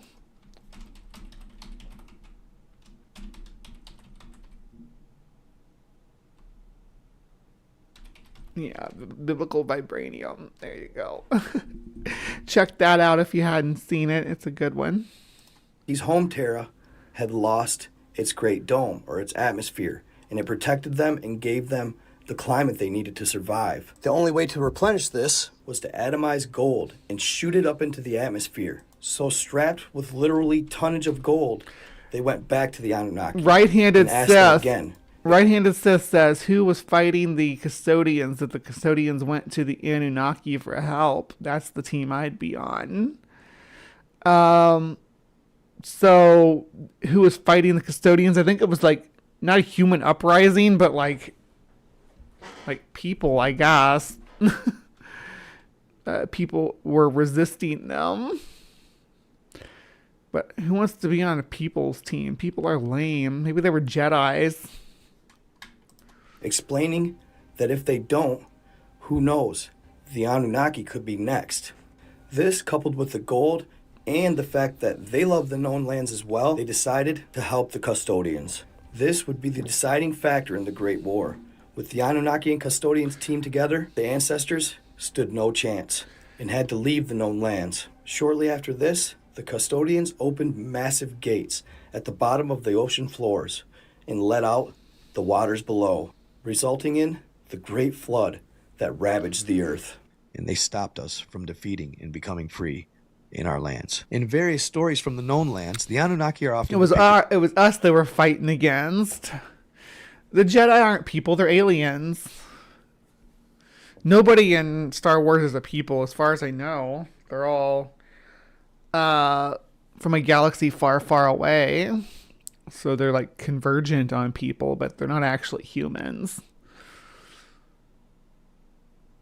Like, I don't know what you call somebody from Tatooinean.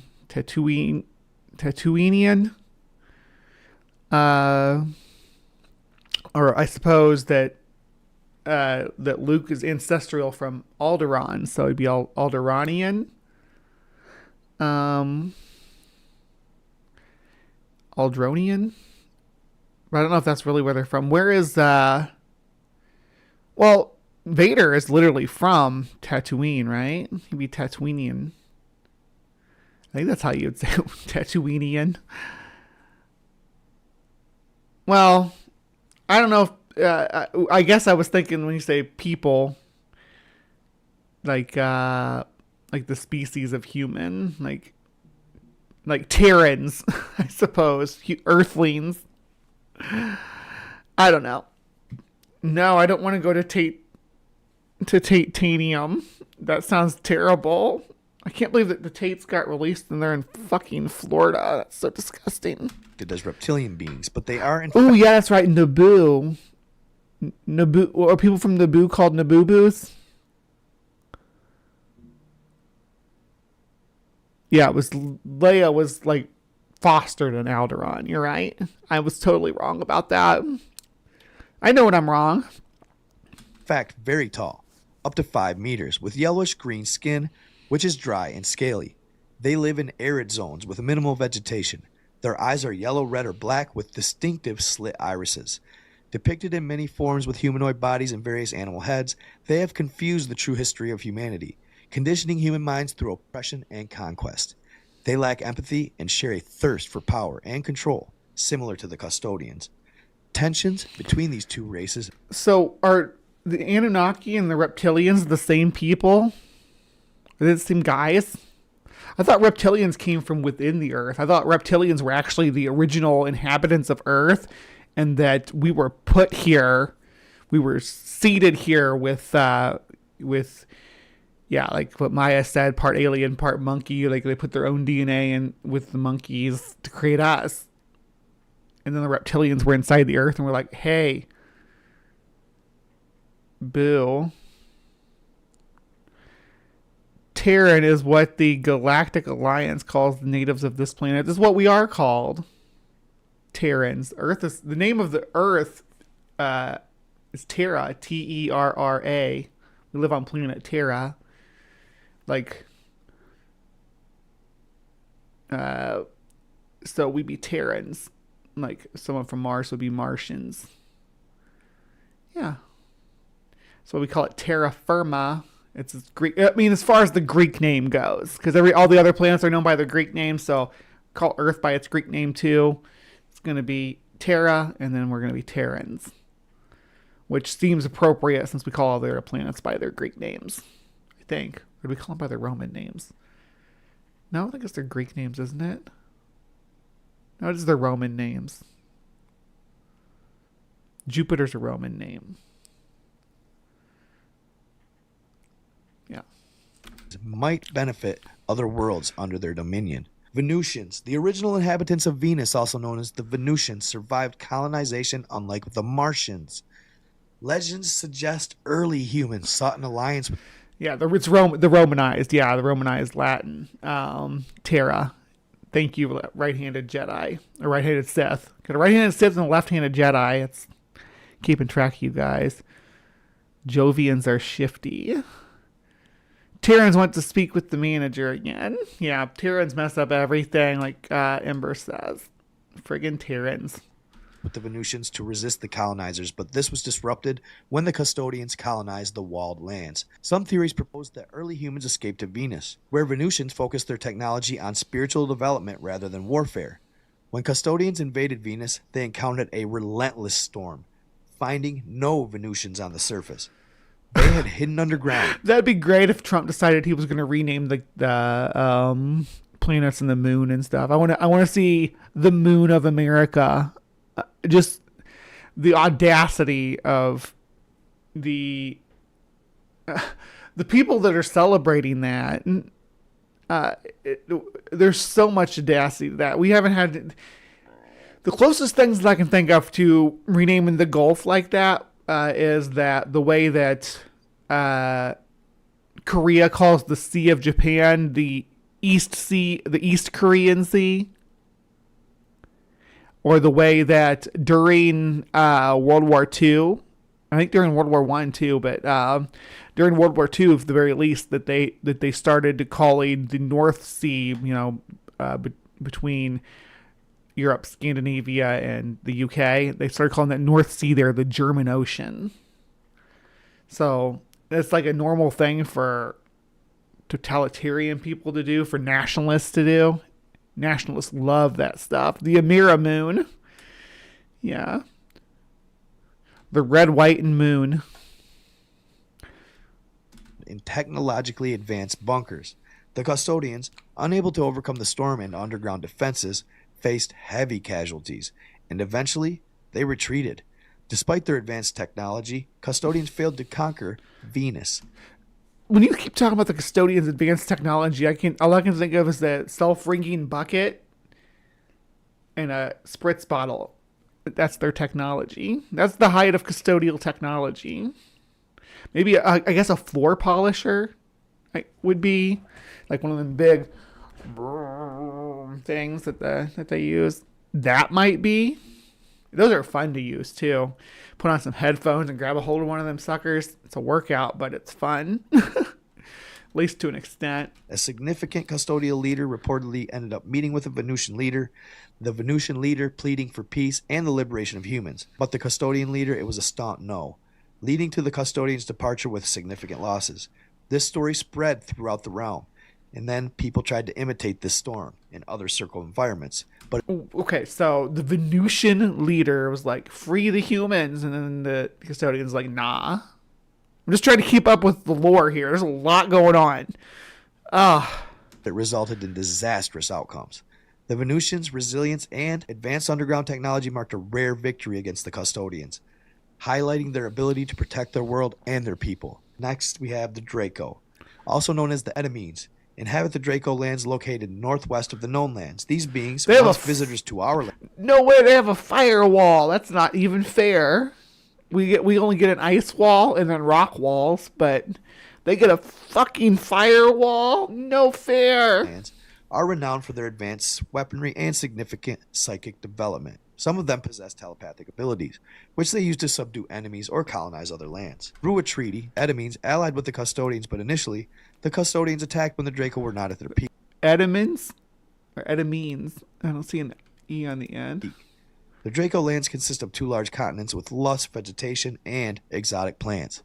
A great wall of ice left by the Custodians surrounds their territory, but did not prevent the Draco from conquering lands like Osiris and Anubis. Their technology flourished, especially on the Paradise Islands of Anubis, where they established military bases. Land of... Wait, dragons and Anubi and dog people are fighting. I'm here for it. Can we get more about that dog people? The Anubis Draco War, the Anubian Draco War. Mars. Behind the ice walls of Mars lies a vast world. Historically significant to humanity, Mars was home to a diverse civilization before being annihilated by colonizers. The Martians, known for their Terra Chimeria. Chimerian, that's where Conan's from, right? Technological and spiritual advancement, chose to die in battle rather than submit to colonization. The Anunnaki, surprised by their total resistance, learned from this first colonization. They had never seen a being stand up like that before. They found it to be noble. Today, Mars is an experimental land where multiple races coexist and engage in constant conflict. The leaders, both Anunnaki and Custodians, oversee the entire region. A human colony exists, mostly composed of those who betrayed their race for survival. Notable among them, Admiral Richard Byrd, who confessed Admiral Byrd's down there in the land of Mars, in the Antarctic land of Mars.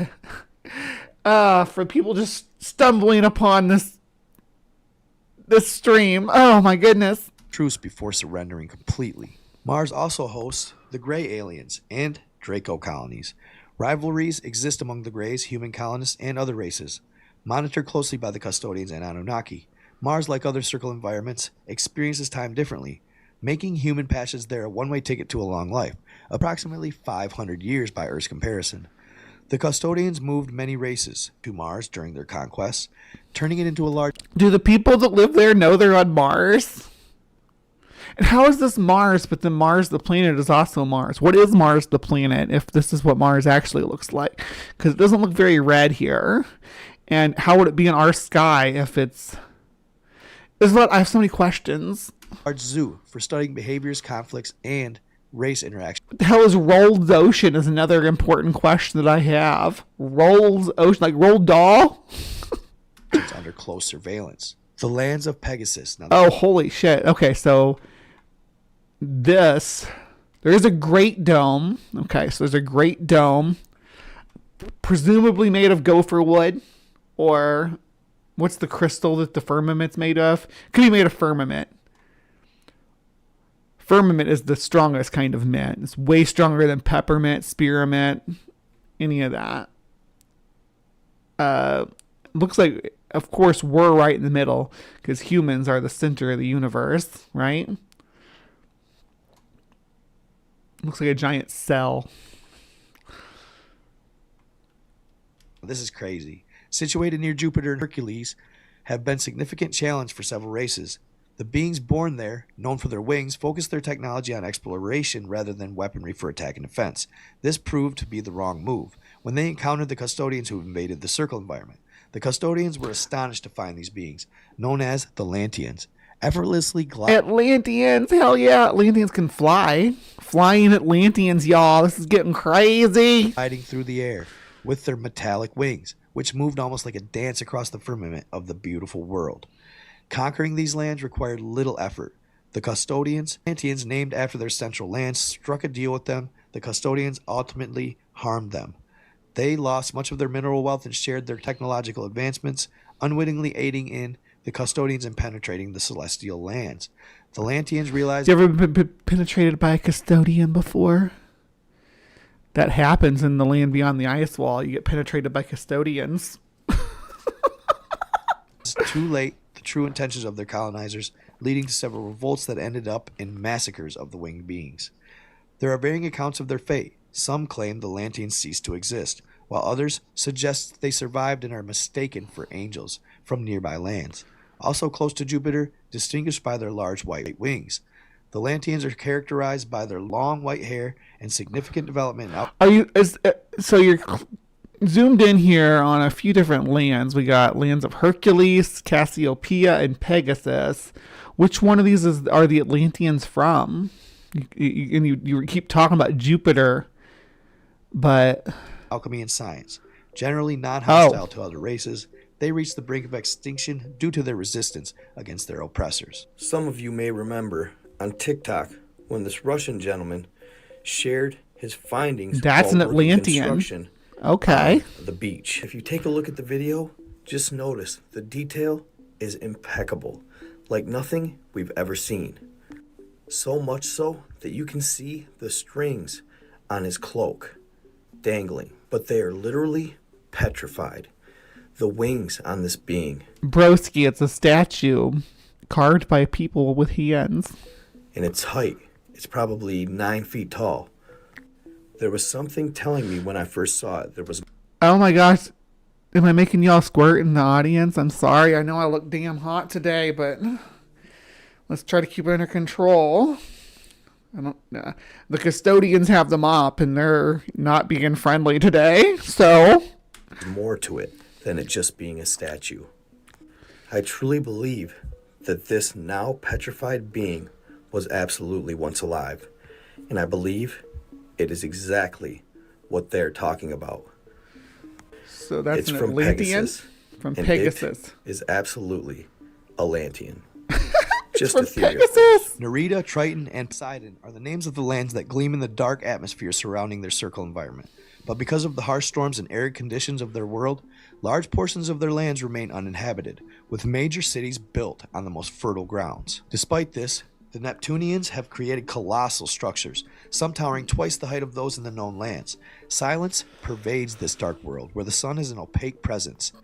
Technological advancements have enabled the Neptunians to overcome their environment's challenges. Tall buildings and numerous pyramids, legacies of Anunnaki colonization, dominate their cities. Only the Anunnaki know how to build rocks and to stack blocks in a triangle. The Anunnaki, known for deceitful technology exchanges, eventually betrayed and colonized the Neptunians, stripping them of their resources overnight. The Neptunians, initially focused on spiritual and personal development, also had significant military capabilities. However, these paled in comparison to the Anunnaki's superior technology. Defeated, the Neptunians were forced into servitude, benefiting their colonizers until they eventually rebelled. Fierce battles ensued, with Triton becoming a chaotic epicenter where much Neptunian blue blood was spilled. Why are the mermaids not from Neptune? Seems like a place with a land called Poseidon and Triton, because Triton is the name of Little Mermaid's dad, right? Why wouldn't mermaids be from here? Let's move some mermaids in and see if they prosper here. Anunnaki remained their enemies, though a truce was eventually reached, leading to the Anunnaki's withdrawal. Today, the Neptunians enjoy peace and high technological development that benefits their environment and spiritual growth. They maintain peaceful relations with neighboring... Do you all know about the Neptunian spice weasel? lands and races, but remain vigilant against potential threats from the Anunnaki or others. Do the Neptunians travel to the other lands? It is said they explore other territories to learn about different races and establish connections, though they haven't visited the known lands or communicated with its leaders. They are familiar with Mars and have contacted the human colony there. The Neptunians are dark blue in color and subsist on local fruits as their system doesn't process a wide variety of foods. They are vegetarians and maintain a somewhat friendly relationship with the custodians, a curiosity given their strong desire for freedom. The Uranians, or the Uranites, have the Uranites. What a name. You want to be called a Uranite? And dark eyes. Though some have entirely white eyes that may appear visually impaired, in reality their vision is hyperdeveloped, allowing them to see great distances and explore other lands. Despite their exceptional eyesight, they have not achieved significant technological or spiritual advancement yet. Uranites endure long winters, extremely what does spiritual advancement entail? Low temperatures for most of their local year, which is roughly equivalent to 42 known land years. They are long-lived beings, but their lifespan has decreased due to the strange diseases resulting from laboratory alterations and body manipulations by the custodians. The custodians invaded their world when Uranites... I'm starting to feel like the custodians are dicks and not custodians at all. They're not cleaning anything up. Why are they experimenting on Uranus?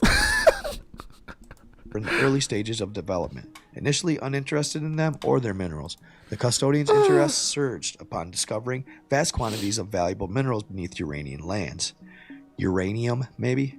This led to massive excavations, leaving the surface scarred by custodial machinery, with local forces to work under severe conditions, almost as slaves. Due to this exploitation, Uranites experienced minimal development. The custodians ensured that the Uranites remained undeveloped to prevent any moderate progress. Today, Uranites are... I think you should stop calling them Uranites. They need a better name than that. And shouldn't it be Uran? Uranites? Because this is like urine, the word, like piss. You call them the piss people. They should be urine, like Uranus, the planet. And you keep calling them Uranites. Are mostly concentrated in their core land, Titania. They are generally giant beings, standing 4 to 5 meters tall, with 2 very long arms. They feed exclusively on vegetables grown in their lands. And that's why their urine smells like asparagus. Because that's all they eat is vegetables. And surrounding areas. The surrounding lands have a climate similar to Neptune's lands, characterized by harsh conditions. Despite their resilience, Uranites remain under custodial dominance, struggling with the... Stop calling them that. I don't like that. Uranites. Environment and the diseases that have plagued them since the custodians' arrival. In this vast circle environment, several lands each host unique ways of life. The natives strongly identify with their birthlands and are clearly divided, having experienced significant internal conflicts in the past. Well, these are the names of the internal wars stem. These are the names of the moons of Jupiter, right? That's what it looks like. At least some of them are. There's Ganymede. Imagine it's supposed to be Europa. But not all of them are, I guess. From the Anunnaki's early invasion of their lands. The majority of the population who currently rule reside in the central area known as the Land of Zeus. Historical accounts suggest that a high-ranking Anunnaki... Yeah, I read it, and it was Uranites. Titan Uranites. Is that where Yakub is from? Is Yakub a Uranite?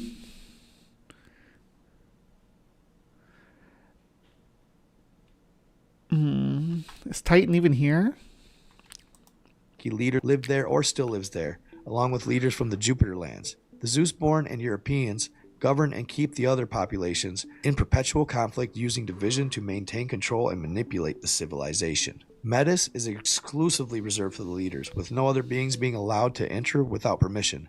The inhabitants have developed advanced destructive weapons for attack and defense, but lack spiritual development. Adhering to a hierarchical pyramid system instituted early by the Anunnaki pyramids are omnipresent in these lands, symbolizing the clear control of the parasitic race. Contact with humans on the known Earths occurred long ago, specifically the 3 resets or 3 reboots ago. These beings exhibit hostility towards most and other... again, the last reset was 1776. Allegedly, the U.S. American Revolution is apparently didn't just impact the colonies. It sent an echo throughout the multiverse. races and have had several conflicts with the custodians. They have extensively studied humans possessing large laboratories with advanced scientific capabilities for modification and manipulation. These beings are short. I think they're the Zeta Reticuli, if I want to say. In stature, 1.4 to 5 meters, known for their distinctive eyes and large bulbous heads, they are carnivorous, primarily feeding on animals born on the surface of their lands. In Aldebaran B, the Taurinos or the Taurines reside reminiscent of the Minotaur from ancient myths with full heads and human bodies. They embody the mythological image and upon closer... Frickin' Minotaur land! Hell yeah! There's like Minotaur people with giant war hammers. This is way cooler than like we could do a total Dungeons and Dragons style thing. Reveal a direct connection to humans in past resets. Historically, giants' tales suggested that Taurinos fed on human flesh. However, in recent times, Taurines have proven to be benevolent beings who ended custodial rule long ago. Due to their actions, the Taurines are not well regarded by the dominant races within the Great Dome. They have saved numerous races and species from extinction. That's kind of badass. This reminds me of like I can't help but keep thinking about the custodians as like Viltrumites from Invincible. You know, I don't know if you don't watch Invincible. There's basically that's the race like it's a XP or a commentary on Superman's Kryptonians, but they're tyrannical and control all the other planets. That's what I keep thinking of when they talk about the custodians. But there's other races that fight back against them in that timeline. Particularly those unable to reach their full potential due to parasitic attacks. Despite several attempts to... Right, 5 meters is short. You didn't know that? No, 5 meters is just tiny. It's the tiniest little thing. Their genetic material. Their empathy and love for life in other worlds remained unchanged.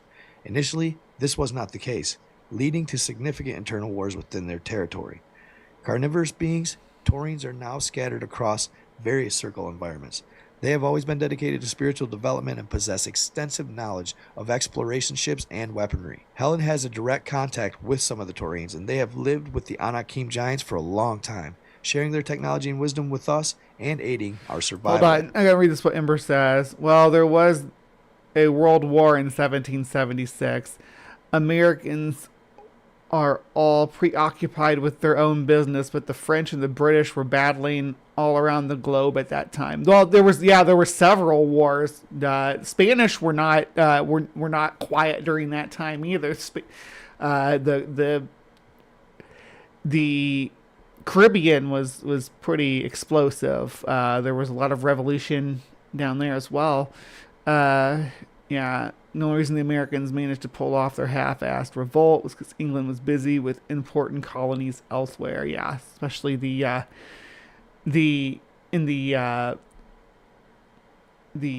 East Indies, and they actually held on to India for a long, long time. They were conquering the Mughal Empire, like diplomatically and slowly, but they were.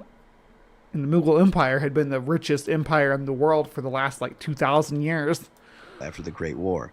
Despite their contributions, giants, Taurines, titans, and other beings are often depicted as evil in human stories, feeding on pain, suffering, or flesh, a truth in the distant past. These imposing figures are frequently rejected in the new humanity due to these representations. Taurines can reach up to 4.5 to 5 meters in height and are distinguished by their large horns, often cut when young. Aldebaran A supports animal and plant life, but Taurines avoid living there due to a violent past marked by extensive bloodshed.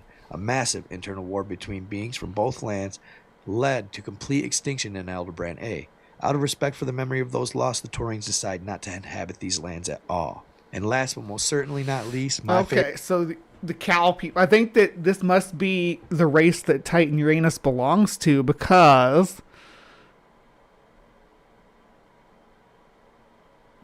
they showed out when this happened. Incredibly tall beings, 25 feet tall, with some reaching even taller. That is shorter than 5 meters, my dude. I mean, it's about the same, but it is shorter than 5 meters. Now you're saying that it's 5 meters this tall. Their advanced psychic abilities, coupled with their imposing physical presence, make them exceptionally powerful. Due to their significant technological advancements and inherent strength, they have never been conquered by any parasitic race. The Saturnians, even those living on the rings, remained largely unvisited and overlooked until the Anunnaki finally gave it a try. When the Anunnaki attempted to establish dominance, they quickly realized the futility of their efforts due to the formidable nature of the Saturnians. Emerging from a period of extensive wars, particularly in the known lands, the Anunnaki were in no position for another large-scale conflict. They don't even have an ice wall. They got a Sharpie wall instead of an ice wall. Their ice wall melted, so their leader just came in with a Sharpie and circled around the land to protect it. And that's how that works. Billions of the Saturnians, they opted for a peaceful relationship. Interestingly enough, when the Anunnaki sought leaders among the Saturnians, they discovered that the traditional hierarchical structure they were accustomed to didn't exist. The Saturnians operated collectively, making decisions through their immense psychic power. Socialist Saturnians, communist Saturnians. The benefit of their race. Their unity was unbreakable. The Saturnians possessed highly advanced exploration ships and shared considerable knowledge about the Great Dome with the Anunnaki. However, they refused to assist in the penetration of celestial lands, which they, like many other races, consider sacred. Physically, the Saturnians are... Don't you penetrate my celestial land without buying me a couple of drinks first. Formidable beings with a bluish hue covering most of their bodies and white tones on their abdomens.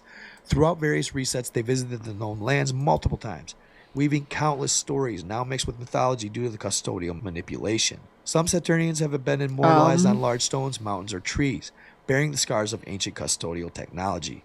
Alongside the Anakim, the Saturnians are feared by both the custodians and the Anunnaki, as they pose a significant threat to any plans of conquering the celestial lands. So there you have it, y'all. That shit is crazy, right? And it gets better. It's going to start getting back more into Captain Butler and William Morris. I want to give a thorough cover of the book. I want to thoroughly... I'm like trying to take in all these lands around here. Leonis, Skade, Land of Hydra, Hail Hydra, I guess. There's some Land of Vega. Put an S on the end and just fill it with casinos. Land of Vegas, Delta 2, Laray, Dimario, Aquila, Enif. I think that's Maya. Maya, you have your own land. Not spelled right, but... We cover everything. I want you guys to know about all the different beings. I want you guys to be aware of what they are and who they are and what they mean. Ultimately, I'm just following this book because it's so amazing. It's whether it's fiction, it says it's fiction online, so do what you will with that. Ultimately, I'm always for entertainment purposes only, may or may not be true. I just find the information and let you decide. And this is always a popular subject, the lands beyond the ice wall. It's always fascinating, y'all. And I'm glad to be back doing it. It's going to be a long road to cover everything, which I'm glad. I'm into land beyond the ice wall, too. Fun. And it gets a lot better than this, y'all. It gets wild quick. So it gets wild quick. So make sure you stay tuned and keep watching me, y'all. I'm working on my eye contact and stuff like that. I'm working on, don't even work on my eye contact. I need to. Bear with me. I got 3 monitors I'm looking at. To it, but it seems to be what YouTubers want. So that's where I'm at. Stay in love, stay in light, be kind to others, y'all. I am out. All right, so that was the Night God 333 Secrets Revealed, talking about the land beyond the ice wall, based on this cosmology here, which is part of a deeper mythos in this book. But they will structure the planets like this. So this is Antarctica. Can I make that bigger? Let's see. So like this is Antarctica, right? And there's fountains under the oceans up here that make it so that the water flows down, and it flows out through these channels down into this world. And this one has channels too that flows out and down into this world.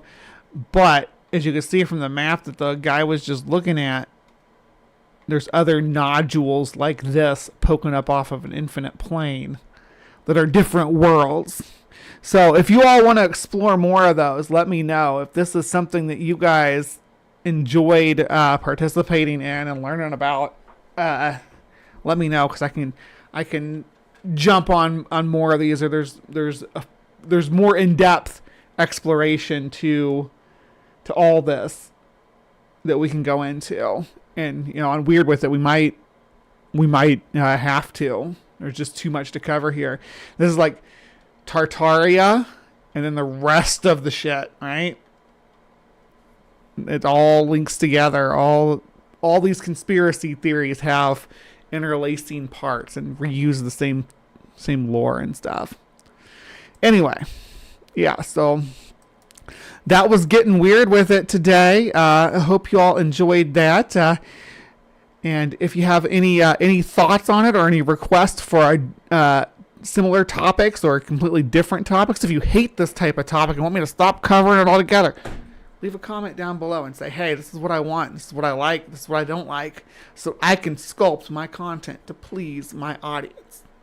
All right, so thank you for joining us. Please remember to be kind, take care, and we will see you next time. Live from the Hive. Again, as always, don't go. We have more show. We have one more segment of the show to go. It's a shorter segment, but it's a segment nonetheless. And I think that you all will enjoy it. So, if you stick around for just a few more minutes, we will be bringing you some Breeze Bestiary. All right. See you back here shortly.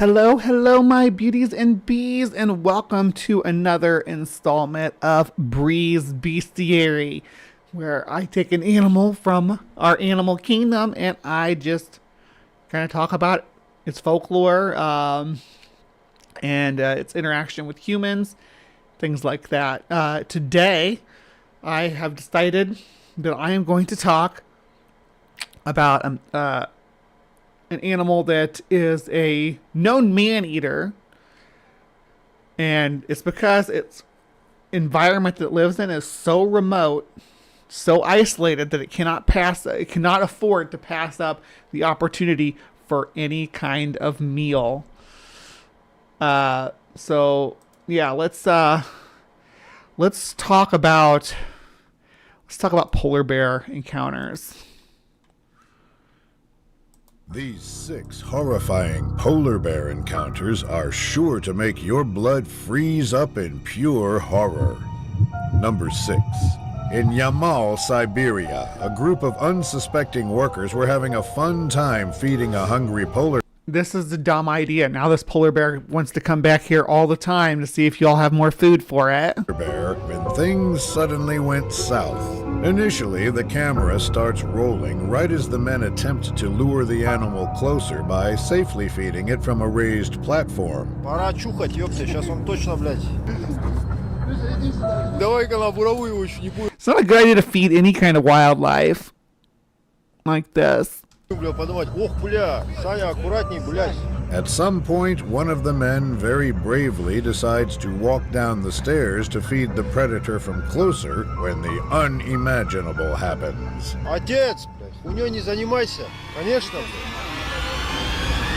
блядь. Ёбаный в рот, блядь. I don't know what Yoranganibroktiraut means, but it sounds like he just called him, "You are a fucking idiot." Now, finally, worried for their safety, the men make sure to remain on the platform as the no shit animal keeps roaming around for a few more minutes to eventually walk away completely. Number 5. On a seemingly average expedition in Greenland, a group of researchers had their day turn into a living nightmare when they were dangerously approached by a hungry polar bear. Before anything... Polar bears are always hungry. Let's just keep that in mind. Always hungry. A polar bear will never turn down you as a meal. So if you're ever in the wild and you see a polar bear, just remember that. Keep your fucking distance because you are food. Things seem to be going well as they prepare to leave their camp when they suddenly spot the predator lurking a few hundred feet away. Gorgeous. Oh, he's really checking us out now. If he does get close, we're exactly right for me to use the bear spray because it's downwind. Yeah, I honestly think he's going to walk past us. After a few stressful minutes, the hungry polar bear Nah, he's not going to walk past you. He wants to know what y'all got anything to eat. And he's like, it's like that duck that says, "Do you got any grapes?" Fortunately gets way too close for their liking, and they bravely decide to try and scare it away. Because some dumb Russians were feeding him, and now he's like, yeah,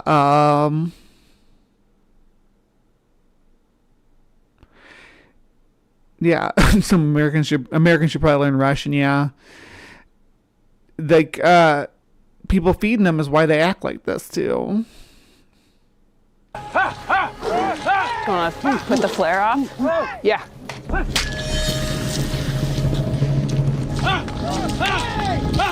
Homie's hungry. He's like, "I'll deal with the flare. I'm hungry." He sprays some bear spray, probably.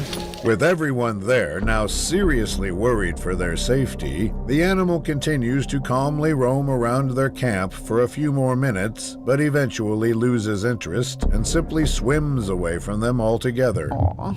So he wasn't even looking for trouble. He's just hungry. He's like, "Hey, y'all got anything to eat? Any snacks? Can I get a snack from y'all?" Because people feed them. Number 4. In northern Russia, a group of mine workers immediately started recording after coming across these young and curious polar bears.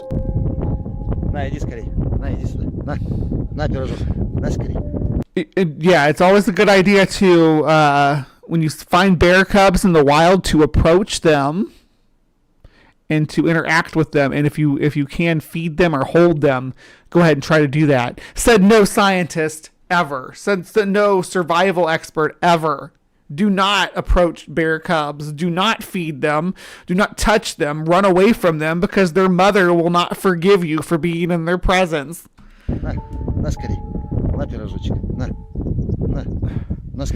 Russians again. The Russians again. Obviously shocked by the situation, he tries to make the most of it by pulling out a second piece of fried fish and showing it. Do Russians just walk around with fried fish in their pockets? Got a pocket full of fish? To the predator. На пирожок. На скорей. Иди скорей, на. На скорей. Не, идет. Понравилось? На скорей, на. Вот так, умница. Finally, he decides to back away from the animal and stop recording completely. You talking about, what's the grizzly man? Timothy Treadwell. Yeah. Don't do a Timothy Treadwell. Be the polar bear version of the grizzly man. The polar man. Number 3. In the Russian wilderness, a courageous photographer had an extremely close encounter with a polar bear that didn't so pretty. Look how white this one is necessarily and fluffy. go as expected. Before anything, the man can be seen walking towards his camera after spotting the predator approaching from up ahead. What do you want, bear?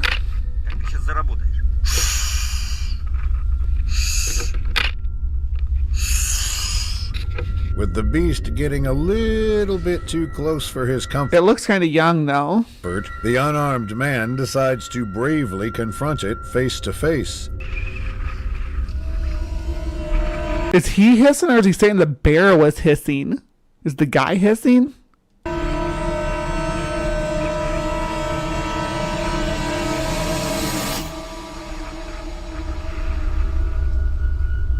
The clip then jumps to a later moment where the man seems to be still trying to get the perfect picture when the animal Are they like super up high? It looks like they're up on a mountain. Unfortunately gets a little too close once again. Tell that bear, fuck off. Bear's like, I'm gonna eat you later. After making it back away, eat you. He finally stops recording, and what happens next remains. Yeah, I think the man's hissing. I don't think bears don't hiss generally. That's why I was like, are they claiming the bear's hissing? Remains a mystery. Number 2. On a cold, windy day in Russia, 2 men had their camping trip cut short when a curious polar bear unfortunately decided to pay them a visit. Look at that big guy. Originally, they quickly pick up their camera after spotting the sneaky predator slowly approaching their campsite from up ahead. Russians again. Så midt I frokosten da, hæ? Nei, vent litt. Den jo svær. With the predator refusing to leave them alone, one of the men suddenly comes up with a solution to hopefully scare it off.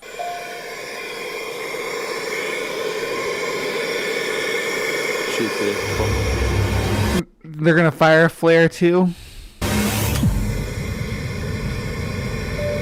Luckily, the animal gets the message and ends up running off back into the wild. Bye. Number 1. In northern... He didn't get any snacks either. In Manitoba, YouTuber Frank Wolf and his wife had a sudden visit from a few polar bears that took an extremely unfortunate turn. At first, they begin recording the beast. You're being a little overdramatic. Along with 2 others behind it, begin walking right towards their cabin from the river up ahead. Right there, look at that, right in front of us here. Right here. What are you doing, buddy? Are you curious? You want some man meat? You want to come up to the door here? Unfortunately, you want some man meat? Stop trying to seduce that bear. Good grief. Have they been up there alone with no women for that long? Fortunately for them, the curious animal decides to start fiddling around their camp and suddenly begins chewing on their canoe. Hey. Not the canoe, buddy.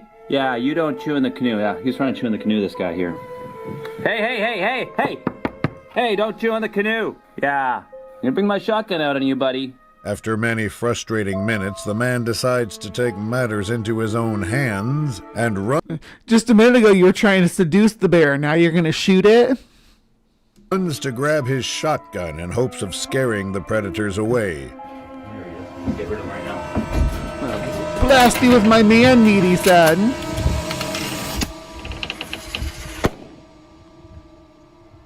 There they go. Effective. Looks like a mom The bears, with, thankfully, with two adolescent young is what it looks like. I don't know, though. they end up sparing the man to move along from the area completely, leaving them both standing there in disbelief. Thanks for watching until the end. Yeah. None of those were too bad. There's encounters with bears that come across a lot worse. Of bear of any size, what distance do you start? Oh, I can't watch this. It's BBC. That's gonna get us in trouble. I had this one. Here we go. Got polar bear mom with her cubs in the den. I wanted just you guys to see. Each year, around January 1st, polar bear moms give birth to tiny, helpless cubs weighing only about 1 kilogram, the size of a block of butter. The family spends most of the winter snuggled up in a den with mom nursing her babies. These tiny cubs are completely reliant on their mother, and their only food source is her milk. Compared to the milk you put on your cereal, which is usually 1 to 3% fat, polar bear milk starts around 31% fat. When cubs are first born, the fatty milk helps them grow quickly. In only 2 or 3 months, the cubs can already be 10 times bigger than when they were born. And once they're strong enough, mother polar bears know it's time to emerge from their dens. Aww. Baby polar bears are so cute. Yeah. So I'm not trying to fearmonger about polar bears. I'm just saying they deserve respect. They deserve to be given their proper distance too. When you're in polar bear territory, always make sure you have the right protection and follow the right protocol. All right. Well, thank you for joining us for Bree's Bestiary. Please remember to be kind, take care, and we'll see you next time. All right. Live from the Hive. This is really the end now. Really the end of the show. 2.5 hours is about what we run. Sometimes we'll run a little bit longer than that, depending on how much bestiary we have to cover. But today we are all done. I hope you enjoyed the show. We had, what did we have today? We had Ogopogo, the Canadian lake monster. Then we went and explored Antarctica, or beyond Antarctica and beyond the ice wall, and all the mystical races that live on different planes. And then, we wrapped things up with some adorable, cuddly polar bears that will eat you if given the opportunity. So I hope this was a fun show.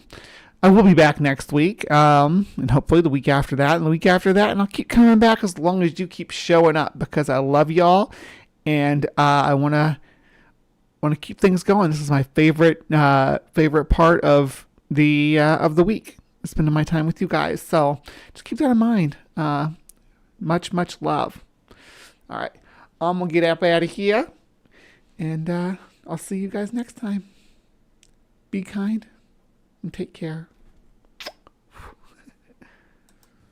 Yo, VIPs, let's wick it.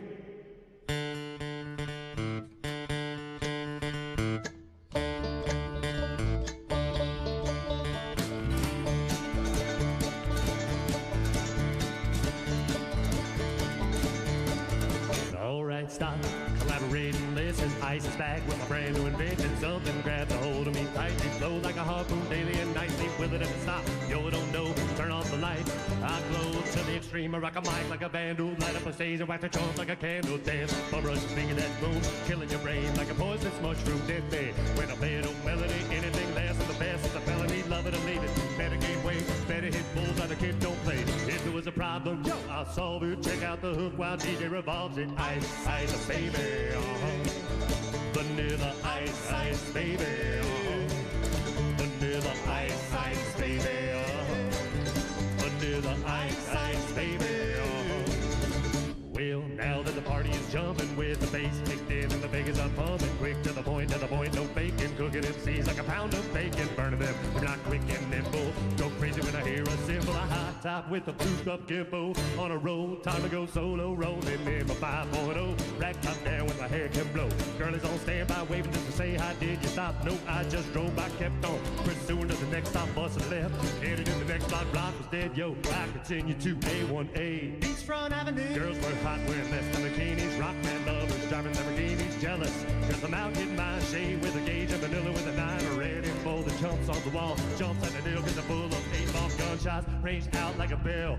Grabbed my 9, all I heard was shells falling on the concrete. Real fast, guns in the car. Slammed on the gas, bumper to bumper. Avenues packed. Try to get away before the jackers jack. Police on the scene, know what I mean? They passed me up in front and on the dope beat. If there was a problem, yo, I'll solve it. Check out the hook while DJ revolves it. Ice, ice, baby, vanilla ice, ice, baby, vanilla ice, ice, baby, vanilla ice, ice, baby. Well, take it cause I'm a lyrical poet. Miami's on the scene in case you didn't know it. My town created all the bass sound enough to shake and kick holes in the ground. My style's like a chemical spill. Feasible rhyme, chicken vision and feel.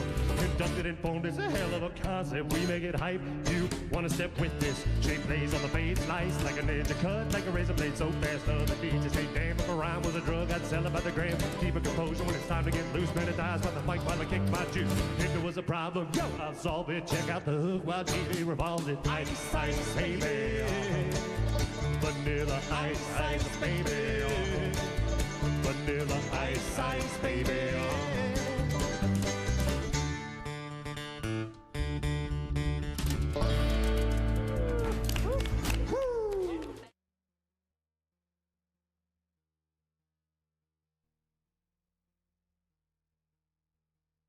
With all the noise, pseudoscience, and political rhetoric clogging the airwaves about transgender people, it can be difficult to understand what's really happening and what's really true.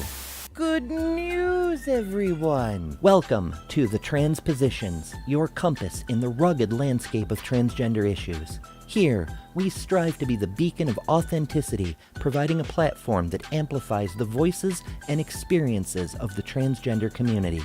From breaking news to in-depth features to breaking down the real science, we are committed to fostering understanding, empathy, and empowerment for all individuals across the gender spectrum. Join us as we navigate the complexities, celebrate the triumphs, and advocate for the rights of transgender people worldwide.